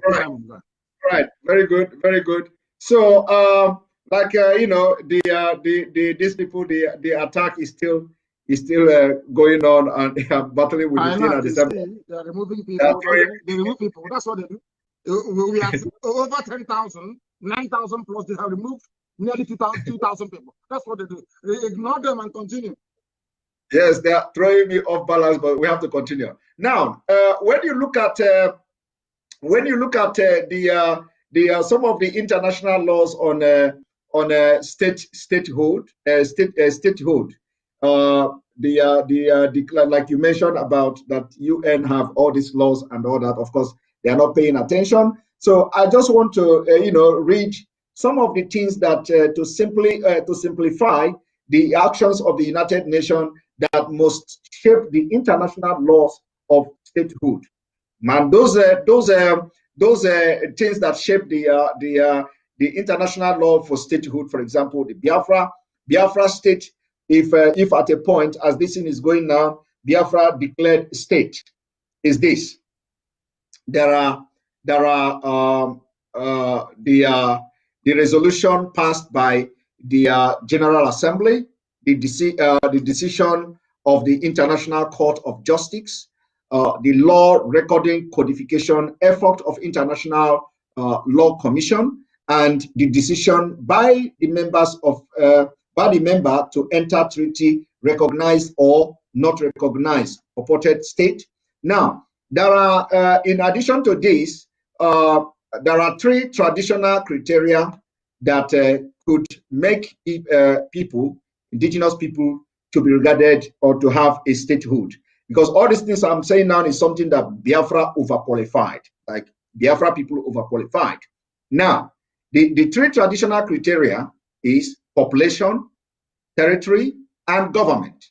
And then in defining or giving more meaning to all this, the 3 most basic and least controversial criteria of statehood come from Article 1. Article 1 of the Montevideo Convention of 1933. Now, although the treaty itself has never been officially adopted outside of the Americas, of course, we know when it comes to international politics and international laws, Article 1 remains highly influential and is generally considered a reflection of most fundamental criteria of statehood. Talking about Biafra now, if what is going on, who knows anytime this year, who knows anytime next year, who knows anytime before 2023, if something happened that every nation in Nigeria begin to declare the statehood. Just for clarity. Now, the population. The first fundamental criteria criterion is a permanent population. Simply put, the population of a potential state cannot be entirely composed of nomad or travelers based elsewhere. And now we are talking about the Fulanese. So you cannot, Fulani cannot have a statehood because they fall under the nomad, and or they are regarded as the travelers or they're based elsewhere. They cannot be regarded as population. And that is happening in Nigeria. This is in law. That is happening in Nigeria. Fulani is claiming Nigeria where other people understood what international law says and chased them away. They come to Nigeria where Gari and the Akpu and the Ewedu and the Egusi has beclouded the sense of reasoning of the people who call themselves politicians. And they cannot know their left and right. And now Fulani has come to understand that the people that are in the front line of politics from the southern Nigeria are all Mumu, and they are using that Mumuness against every other Nigeria, which goes to what you have said, that these people are endangering your life and the life of other people while they continue to remain in Nigeria and nomads are controlled. Now, that is for population. Number two, the territory. The second is defined territory. The borders do not need to be fully defined or undisputed. They just need to be an identifiable location. And this is where I give it to you, and I doff my cap, because a lot of people have come to attack you about bring your map. Bring your map. In international law, like I said, the Montevideo Convention, anybody can go and check it out. You have what is defined as territory. You don't need to have a map, before, as you are agitating for your freedom, you do not need to present your map to anybody. At the point where we are now, the question shouldn't be where is your map. So some people are actually misleading a lot of people into putting more effort and emphasis on what is map. But rather, the law says there just needs to be an identifiable location. And you have done this in several of your broadcasts, mentioning where you think Biafra should start from and where it should end. That's exactly in conformity with what this law says. Then another thing is, number three is government. I'm not asking you a question, I'm just backing up with what you've said. The third is an effective independent government with the capacity to enter into relation with other states. This is the trickiest of the three elaborated. Of course, this you have also done very perfectly and excellently well. For those who are looking for what is, how the Biafra government is going to be and all that, you have actually set an example, you have actually set a pace, and actually form two parts in this Montevideo Convention, but essentially require states to have structured, legally independent administration that control at least some of its claimed territory and population. Some additional point to note are: a state does not have to have actual diplomatic relation. It could be under diplomatic boycott. It just needs to have capacity to have them. I believe, with what is going on now in Nigeria, we are going to come to this point of this Montevideo Convention. It may be invoked as time goes on, because when you anoba joso abaya jebe. So, and I believe that other part of Nigeria will also, without even knowing it, adopt this Montevideo Convention. Now, having said this, the Nigeria we see today, and the way the federal government of the Nigeria are backing terrorists openly, without even hiding it. They are backing the terrorists openly, supporting them, romancing with them, having meeting with them, and not only that, they are supporting them. The Sultan of Sokoto who they regard as the traditional ruler of Nigeria. He is the chairman of board of trustee of Mayete Allah. Of course. Mayete Allah has come publicly to take responsibility of the terrorist attack against southern Nigeria. Now, in addition to this, the person that is parading himself as a president in Nigeria is a board member of this terrorist group that have been ranked number 4 deadliest terrorist group in the world. People are not paying attention to this. And when they are killing people, the Minister of Information, who happened to fall into the territory that was conquered in a Kwara state, now come to say, we are not going to treat terrorists the same way we will treat those who want to get their freedom from Nigeria. That is the most absurd thing I have ever had in my life. I know you have addressed this particular comment coming from the liar Mohammed, from Kwara State.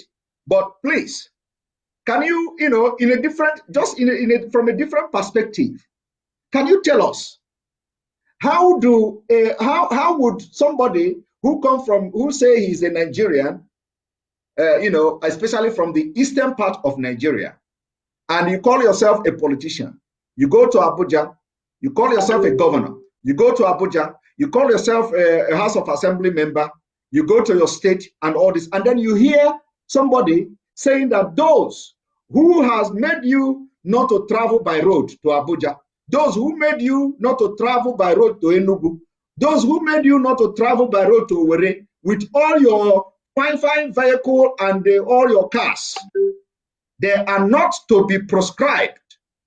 Rather, the people who say you should have your freedom are being proscribed. In Nigeria, where you actually have state judiciary, that you can actually go and approach the state judiciary and order them to deproscribe IPOB. For the statement coming from that Minister of Information requires opposite reaction. Now, what do you have to tell our people who think this way, that after that statement, nobody has actually come out to say anything? At least I have not read. I have not read anybody. They will not come because they've been conquered. We are all slaves of the Fulani without knowing it. Not us anyway, no, maybe not IPOB, but the rest of the zoo. And I must thank you very much for the depth and for the depth of your research in terms of the Montevideo Convention. Montevideo is in Uruguay, for those who do not know. The reason why I never responded to those half-baked intellectuals that keeps talking rubbish about roadmaps, because they don't know anything. I'm a student of contemporary politics. I actually read politics at the university in London. So when I hear some fools who are not educated talk about things that are above their station, I feel sorry for them. All of the indices you mentioned are very relevant. But I think the last one you alluded to is the most important. The United States of America, where I am today, went ahead to unilaterally recognize Kosovo as an independent nation. And today, Kosovo stands as an independent nation. It is your willpower, your determination to fight for what you believe in. Had our war gone on for 6 more months, at the time it ended in January of 1970, we would have been a free people today, because the world was waiting to see how determined we are. The reason why sometimes our people tend to not to understand the dynamics of international politics is because they are not well read. They are not well traveled. When we say it, they say we are arrogant. No, we're not being arrogant. It's just that we happen to be educated, and we know what we're doing. We know what we're talking about. We know what we're pursuing, and we know how to get it. Having taken into consideration all the mitigating factors against the emergence of Biafra, our approach has therefore to be unorthodox. If you adopt the orthodox approach to state creation, you are bound to fail. They will ask you, oh, but you are in a democracy. Why don't you go through your senators and go through, that's, I call it a checkpoint, where the Janjaweed is waiting for you to come. Once you come there, they swallow you up. That is the zoo called Nigeria for you. There is something that our people will need to understand. How many people are there in Liechtenstein? I think there are about 150,000 people or less. And Liechtenstein is a separate nation state today in Europe. Nobody is complaining. Nobody is saying that they are too small, they cannot participate in what is happening within that very place. Our people need to understand this and understand it very well. That our march towards freedom is multifaceted. The approach we are adopting is multifaceted. We approach it from different angles and dimensions to deliver one result, which is freedom. And in so doing, since the world has come and basically washed their hands off Africa to say, do whatever you can to survive, we are going to do what we can to make sure that we survive. If I understand our situation very, very clearly, is that our people need to remain very, very strong and resolute. Very strong and resolute. That a white man have always defeated black people with one thing: mental strength and resilience. When they were trying to go to the moon, the rockets blew up. The scientists at NASA, most people died in the process of trying to place a man in orbit. They didn't stop them. They were not deterred. They continued. Where you have superstition, you replace it with practical things. And that is what we have done and will continue to do until we arrive. We understand all the internal dynamics of how a zoo functions. In the case of Nigeria, we know it very well. But one thing our enemies did was to underestimate us, which is a very good thing. I love the way they underestimated our resolve, our resilience, our determination, our intellect, our knowledge, our know-how. I love it. That is why we are where we are today. If you're thinking of hoping that one day you would wake up and things will be better in Nigeria, then you're the worst fool alive. Things can never be better. They have structured the system in such a way that if you were having 12 hours of electricity last year, this year you only get about 6. Despite all the so-called investments, despite all the money they have pumped into each and every supposedly viable sector that is not viable.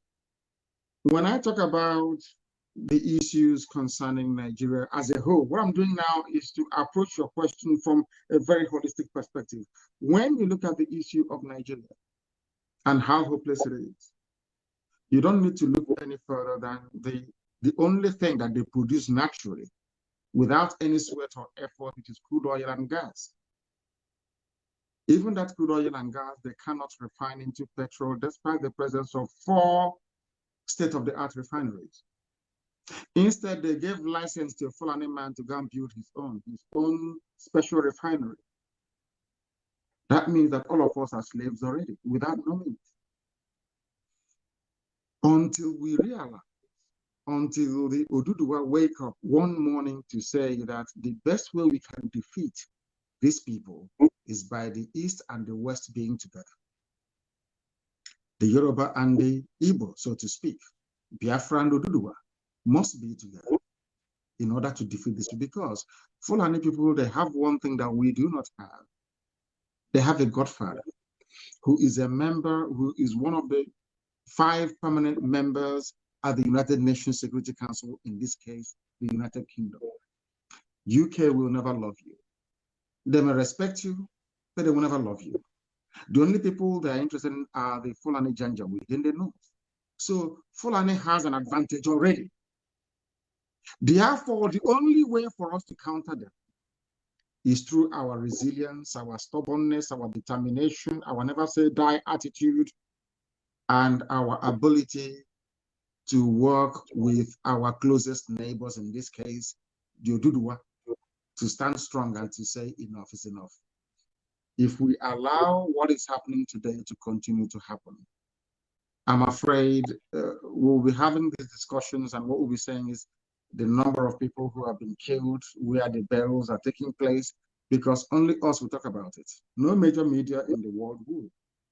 You don't have $30 billion. That's what the Fulanis have. Over $30 billion to lobby, to make sure that CNN doesn't do anything about your plight, to make sure that the BBC doesn't. And on top of this 30 billion war chest is their own girl who is at the UN lobbying on their behalf. And on top of that, you have Britain. Our work is cut out. But I do believe very strongly, and without any provocation, that we are going to triumph and prevail in the end. Because the God we serve is the Almighty God in heaven and not man. And if his words are to come true, which he has done across the ages, then Biafra is coming and nothing is going to stop it. Thank you. Thank you very much. Thank you very much, Hamadike. A lot of people are saying that my question is too long, and they don't know that most of the things I'm just, backing up what you have said already with evidence, within international law. I like what you did with Montevideo Convention. Anybody now asking you about roadmap, simply give them the link of Montevideo Convention in 1933. Go there and see it. That is the exactly. Exactly. Some of them call themselves lawyers and all that, deceiving people everywhere. Anyway, now the next thing I want to ask you is that when you look at the ESN, the Eastern Security Network, a lot of people are saying that, oh, now you have formed militant. Now after this, now the militant is going to turn this and turn that. Of course, I want you to explain this in a different perspective, from a different perspective, looking at the difference. What we have in the ESN is completely different from anything you can see from anywhere in Africa. Yes, ESN is there to make sure that our land is not taken over by the Fulani Janjaweed. That's all. In the process, if you happen, because for Fulani to get land in your village, they must have an agent. They must have an Igwe or PG that will show them the land or sign contracts with them. Or in most cases, you have a political errand boy in Abuja, probably making his master very happy. Some of these people that forgot their boxer shorts in one hotel or the other over there after meeting an Alhaji, one of these people may bring them back into your village. Those people are also our enemies. So we are not only pursuing the Fulani Janjaweed, we are also pursuing those who are giving land to them so that they understand that what they are doing is intolerable and cannot be condoned. That's exactly what we are doing. And we cannot go outside that very limit. Never, ever, ever. But if you connive with the police, connive with the army to attack any formation of ESN or any IPOB member undertaking the work of state, then you are inviting our wrath upon your head, because we will not forgive nor forget. It's as simple as that. If we put up a poster to say no grazing, you bring it down, you're asking for trouble. If people are going about putting up posters and you attack them, you're asking for trouble. Because, of course, we understand that some people were fathered by the Fulani Janjaweed during the war. We understand all of that. They gave birth to rubbish. We know that. But what we are saying is that what ESN is doing is to protect our land and to serve the people. It is not there to do anything else. That is why we are not in the townships. We are not going to do police for them. But where our lives are threatened, ESN is there. We are here to protect the lives of our people and to make sure that Biafra is restored. Nothing more, nothing less. We are not going to build that with brutality and senseless thuggery. It's not going to happen. Because we are also, and don't mind you, all of these people, they have sworn to defend Biafra. That is what they are there for. It's not going to change. Now, Hamadike, looking at what is going on in Nigeria now, we know that the government of Nigeria, the zoo, is accomplished in this whole jihad attack, in this whole terrorist attack. They are accomplished. Now, what assurance will you give the people of Biafra who have become helpless, if not for the emergence of IPOB, if not for the emergence of the ESN just last year. You can imagine what could have been happening now if we are experiencing what the people are experiencing in Yoruba land, where the Fulani, they gave Fulani ultimatum, and then after the ultimatum, the Fulani come to say they own the forest in Yoruba land. Now, what assurance are you giving our people of Biafra that any attack coming from Fulani will be resisted and won? They should know that, because we know that the Nigerian state is an accomplice to what is going on, because there is no president. Nigeria has no president. Buhari is dead. Everybody knows that. Even a fool knows that very well. That is why Garabashev can come out and tell you that anything I say or Femi Adesina says, you should regard it as if the president is the one speaking.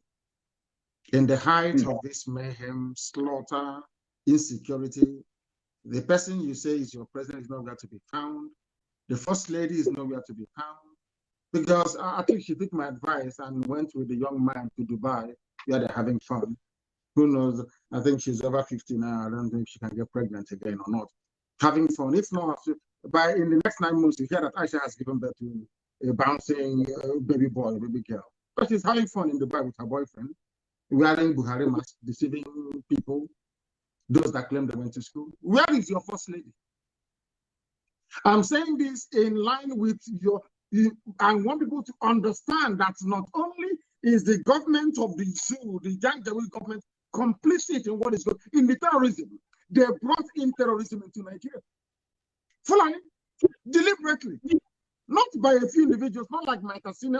This is the government themselves, Ansarok, brought in terrorism into Nigeria.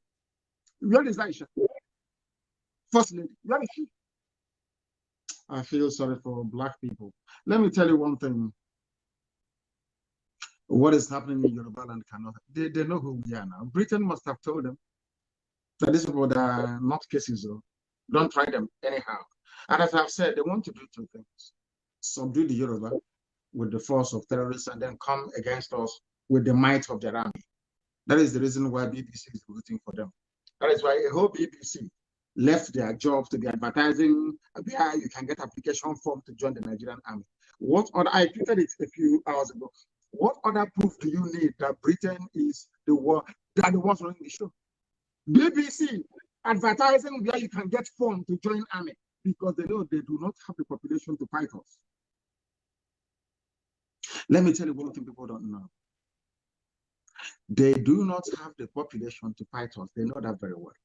If we do the war rises up at the same time as well as Biafra, they cannot defeat us. They know that. Now they're asking for people to join the army.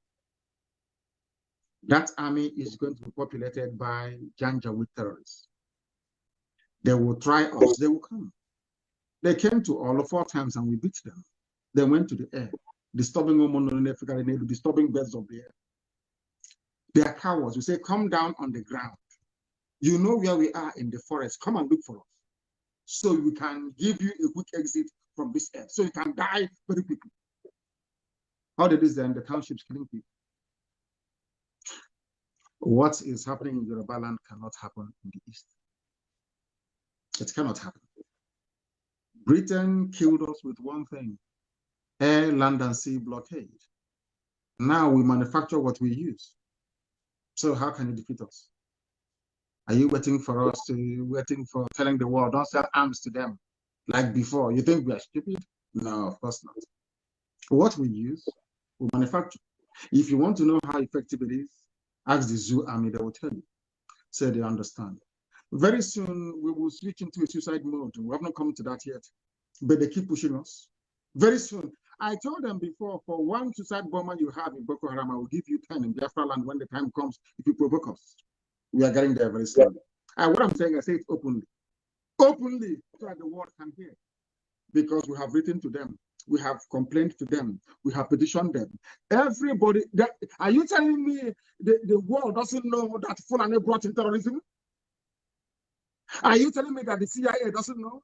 Are you telling me that Mossad doesn't know? Are you telling me that MI5 doesn't know? That it was the Fulani brought in terrorism? Is that what you're telling me? Are you telling me that they do not know what is going on? They know, but their consideration is oil. Because let me give you an example. When you want to rise up from the USA to complain about Nigeria and what is happening there, Halliburton, I'm here in Texas. They are here. That's the headquarters. They'll pick up the phone and they will call you and say, leave those monkeys, leave. Remember, President Trump said it, that his friends are making ridiculous money out of Africa. What he meant is that they're making that money because Africans are stupid. He said it when he got it, that his friends are making so much out of our stupidity. The world knows that Fulani wants to take over Nigeria. They know that very well. They know about all the massacres happening. Al Jazeera interviewed the late Buhari, that was in 2016, and asked him, and said to him, look at National High School, Aba. People were being shot. In fact, they removed that woman from Al Jazeera after the interview. She was removed from Al Jazeera. Look at people being shot dead by army and police at National High School, Aba. Nothing happened. And because nothing happened, that, in fact, it's interesting with the Shia. Before our eyes, the world saw the clip of army people kneeling down and firing at civilians. Had the same thing happened in China, you will hear them, all America will be writing, the Tiananmen massacre. What happened with the Shia was worse than what happened in Tiananmen massacre in Beijing. Not one single news outlet in the world carried it because Britain asked them not to. That gave them the impetus to go to Aba National High School to kill, to go to war, they kill. And you know how life is. Once they are killing other people and you're quiet, and Yoruba media was there supporting them. Our army, our boys, today they're in their forest. That thing they say, what goes around comes around.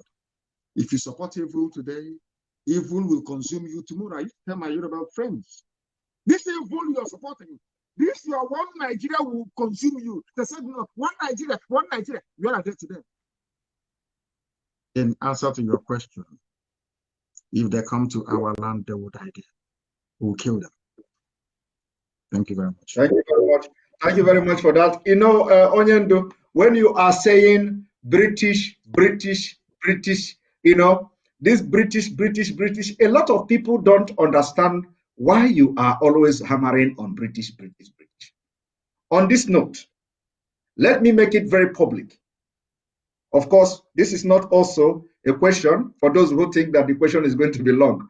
This is not a question, but you can make comment after this. Let me make it a public that in 2015, December 3rd, 2015, a motion was filed at the British Parliament for the independence of Biafra. Of course.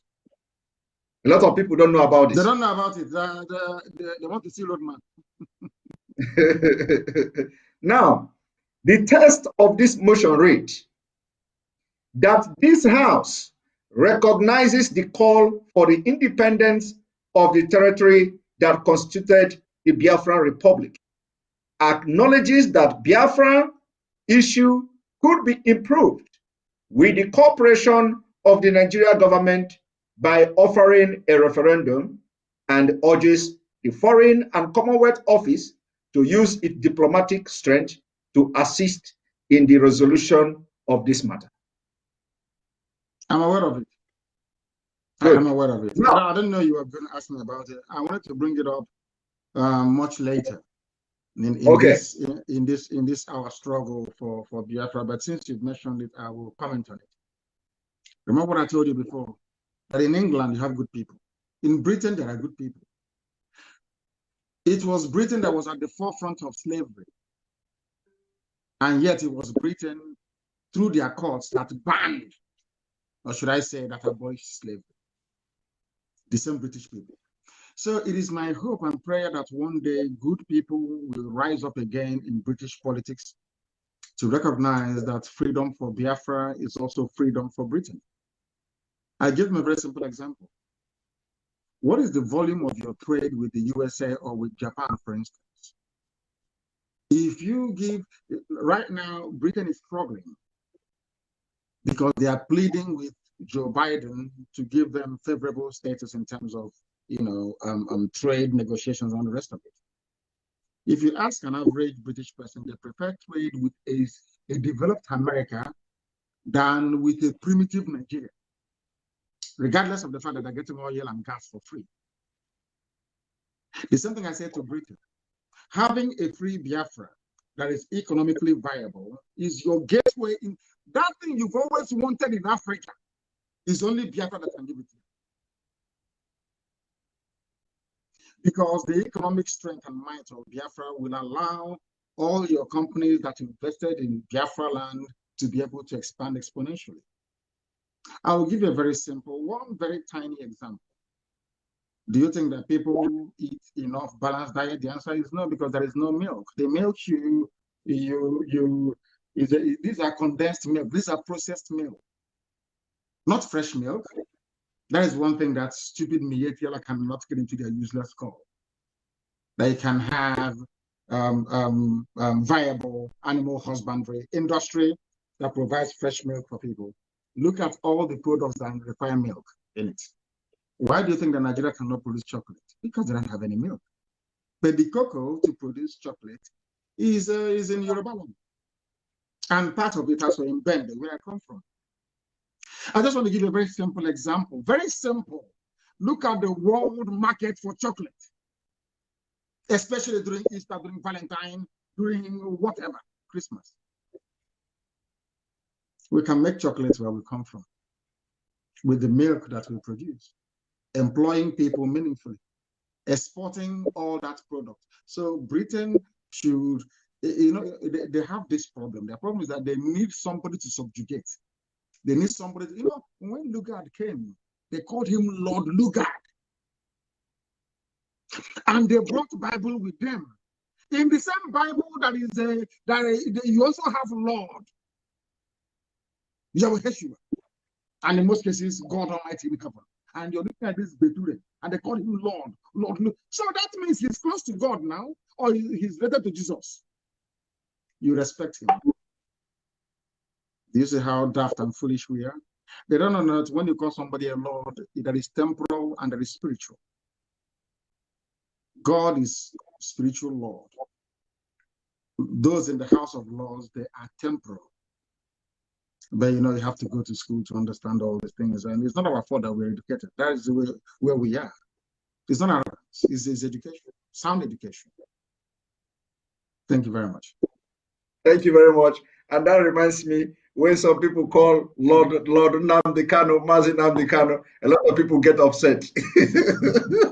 But they go to England, if you ask them who created that, they say Lord Lugard, very proudly. They won't say friends, they say Lord Lugard. Because that Lord is a white man. Nnamdi Kanu is a black man. How can I call a fellow animal from Africa Lord? When there are white people there? Sorry about this. Yes. Black people. Yes. Now, when you look at, from what you have just said now, you explained something very, very important. And that reminds me, when you look at what is going on globally, you find out that people of the southern Nigeria, and then we bring it down to Biafra people, like Ngozi Okonjo-Iweala today, you see that she is being celebrated, and a lot of people are doing things all over the world. Now, I want you to tell us, how would Biafra, if Biafra become a nation today, how would these people, the experiences, from what you have gathered, from the information you have all over the world, when you have traveled to where Biafrans are doing great, how do you think that Biafra will do things differently from Nigeria? Not just from Nigeria, but from other countries of the world. Are we going to, are you assuring people that Biafra will harness all the experiences of Biafrans scattered all over the world? And that, how do you intend doing that? They may actually contaminate what we have, because in Biafra land, as I told you before, what we are using to defend our land, we manufacture ourselves in Biafra land. And those people, some of them didn't go to school. In Biafra land, economists are born. Engineers are born. From your mother's womb, you're an engineer because we're a blessed race. From your mother's womb, you can perform miracles and wonders. Have you not seen people building power plants, little children building toys, remotely controlled? Have you not seen them doing marvelously well and doing wonderful things? Are we not the ones that manufactured the first indigenous car in Africa? We don't even need to go abroad. Those abroad will be begging to come back home to participate because we have it in abundance. It's about harnessing the potentials of these people and bringing it to the fore. We are not going to suffer what other Black people suffer from in Africa. If you are better than me at doing something, I will concede to you. I will step down and you will take over because you will do it better than I can. That is the mentality we're going to go into Biafra with. Everybody will be accommodated. But those who are excellent, it doesn't matter. I'm not going to say, oh, because Nnamdi, my child is not as brilliant as your own. Because of that, your child will not climb. It has to be my own. God forbid. Excellence. We are going to celebrate excellence. We are going to reward those that serve their nation. Not noisemakers, not empty barrels, not criminals and vandals, no, heaven forbid. And above all, there will be no police carrying guns on the street. So you can think properly. People don't understand this. In Biafra land, you can live your life. Unless we are at war, you cannot see a soldier on the streets. So you can think properly. Because we've been traumatized by this youth. They have dealt with us. So we are going to build a novel country. Britain knows this. Britain, they know this. They don't want Biafra to come because they know that Biafra will put every other person to shame. That's why they don't want it. If not, give us Biafra now. Give it to us. Okay, say it to us. Give us Biafra for 5 years. If it's not viable, you go back to Nigeria. They know what we can do. That's what I want to say. We have abundance of time. Did you train as a journalist? No. Then that answers the question. We don't need anybody. We welcome those from outside, though. No problem. Some of them said if Biafra were to come today, some of them will leave their things here and follow me, and they will go back home. They will come. We are going to accommodate them. But because you speak English in a particular way, it doesn't mean you're intelligent. Doesn't mean you're. We have seen all this nonsense now. Those that spoil Nigeria, they are those speaking wrong grammar, isn't it?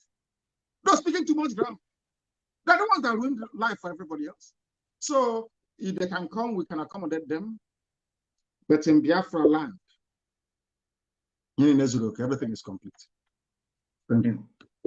Thank you very much. And I know that you are very, very tired, because they are, first of all, the attack on this whole thing before we start almost threw me off balance.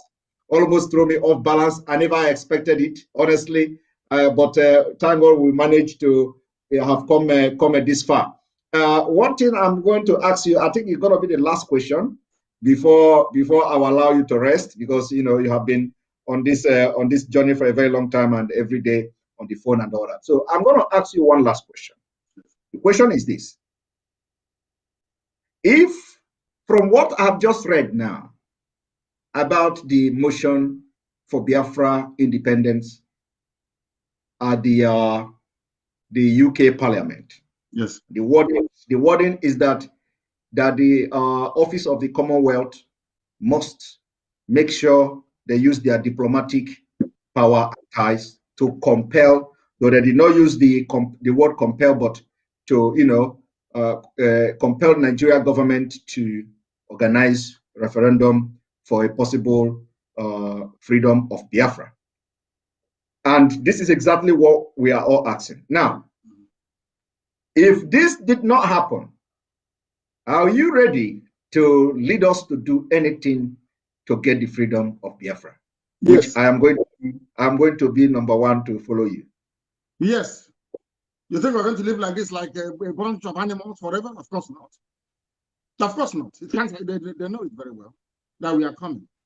And I will come and I'll bring hell with me. They understand it very well.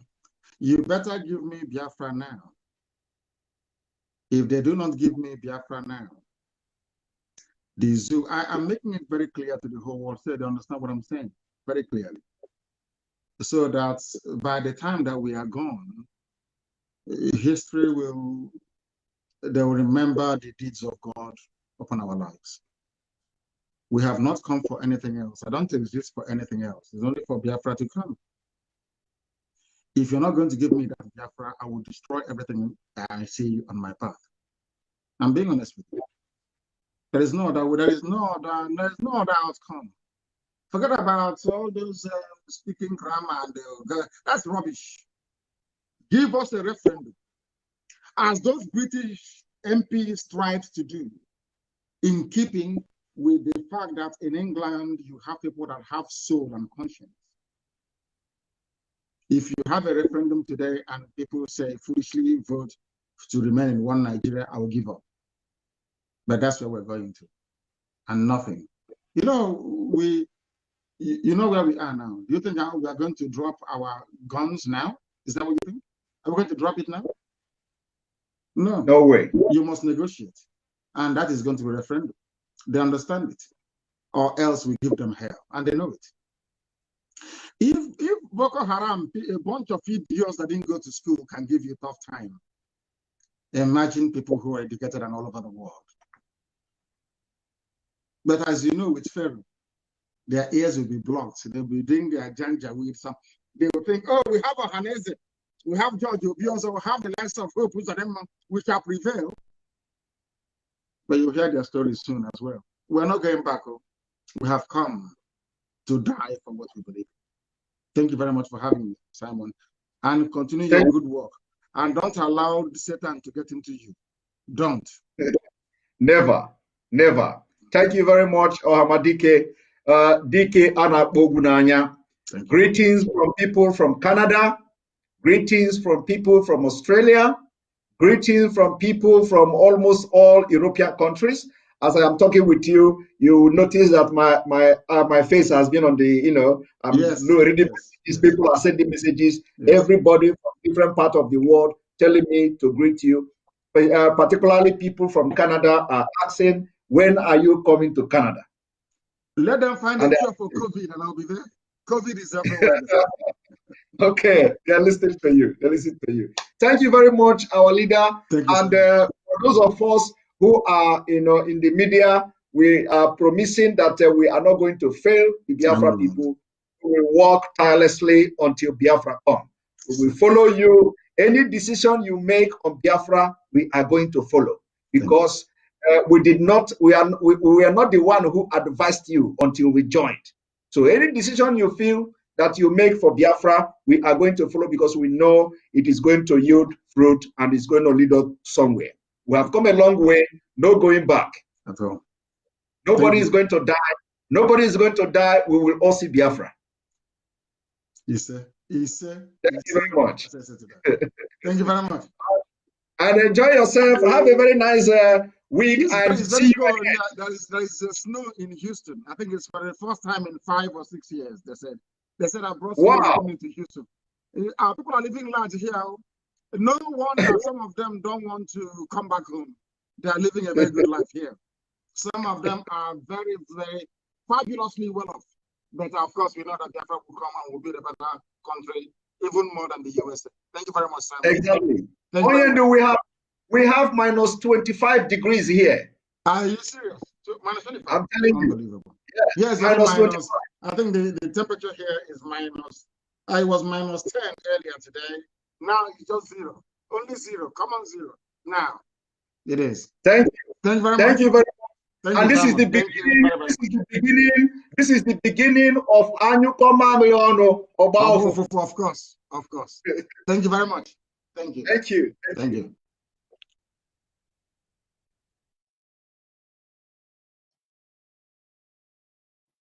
All right. Thank you all for being part of this program. As you can see, we were under very heavy attack. As I'm talking to you now, I cannot even play any video on this my wonderful gadget that has actually turned to Buhari Buhari system. So thank you all for being part of this program. We're going to go now, but by tomorrow, we are going to, start our normal broadcast where we may be touching some of the issues we discussed today. And I'm going to be bringing all the evidences that some of the things we have talked, I'm going to bring them to you to see. Because now I cannot, I cannot even show anything on the screen. Everything is frozen. Everything is frozen. Everything is completely frozen. So tomorrow I'm going to bring the evidences and we are going to talk more on this. This is the beginning. Remember, we are going to our destination, which is Biafra. No going back. The game has just begun. God bless Biafra. May God bless Oduduwa. May God bless the Middle Belt. May God bless RAY if they are going to accept my prayer. May God bless IPOB worldwide. May God bless Mazi Nnamdi Kanu. May God bless all the people that are agitating for Biafra. May God bless our Oduduwa brothers. May God bless Sunday Igboho who have taken it upon himself to liberate Yoruba people. May God bless anybody coming out from Yoruba land to support the struggle. God bless you who always watch, share our videos to make sure that people are liberated and the Biafra struggle is going very, very far. And the Biafra struggle is going very, very far. Thank you very much. May God bless you. Good night.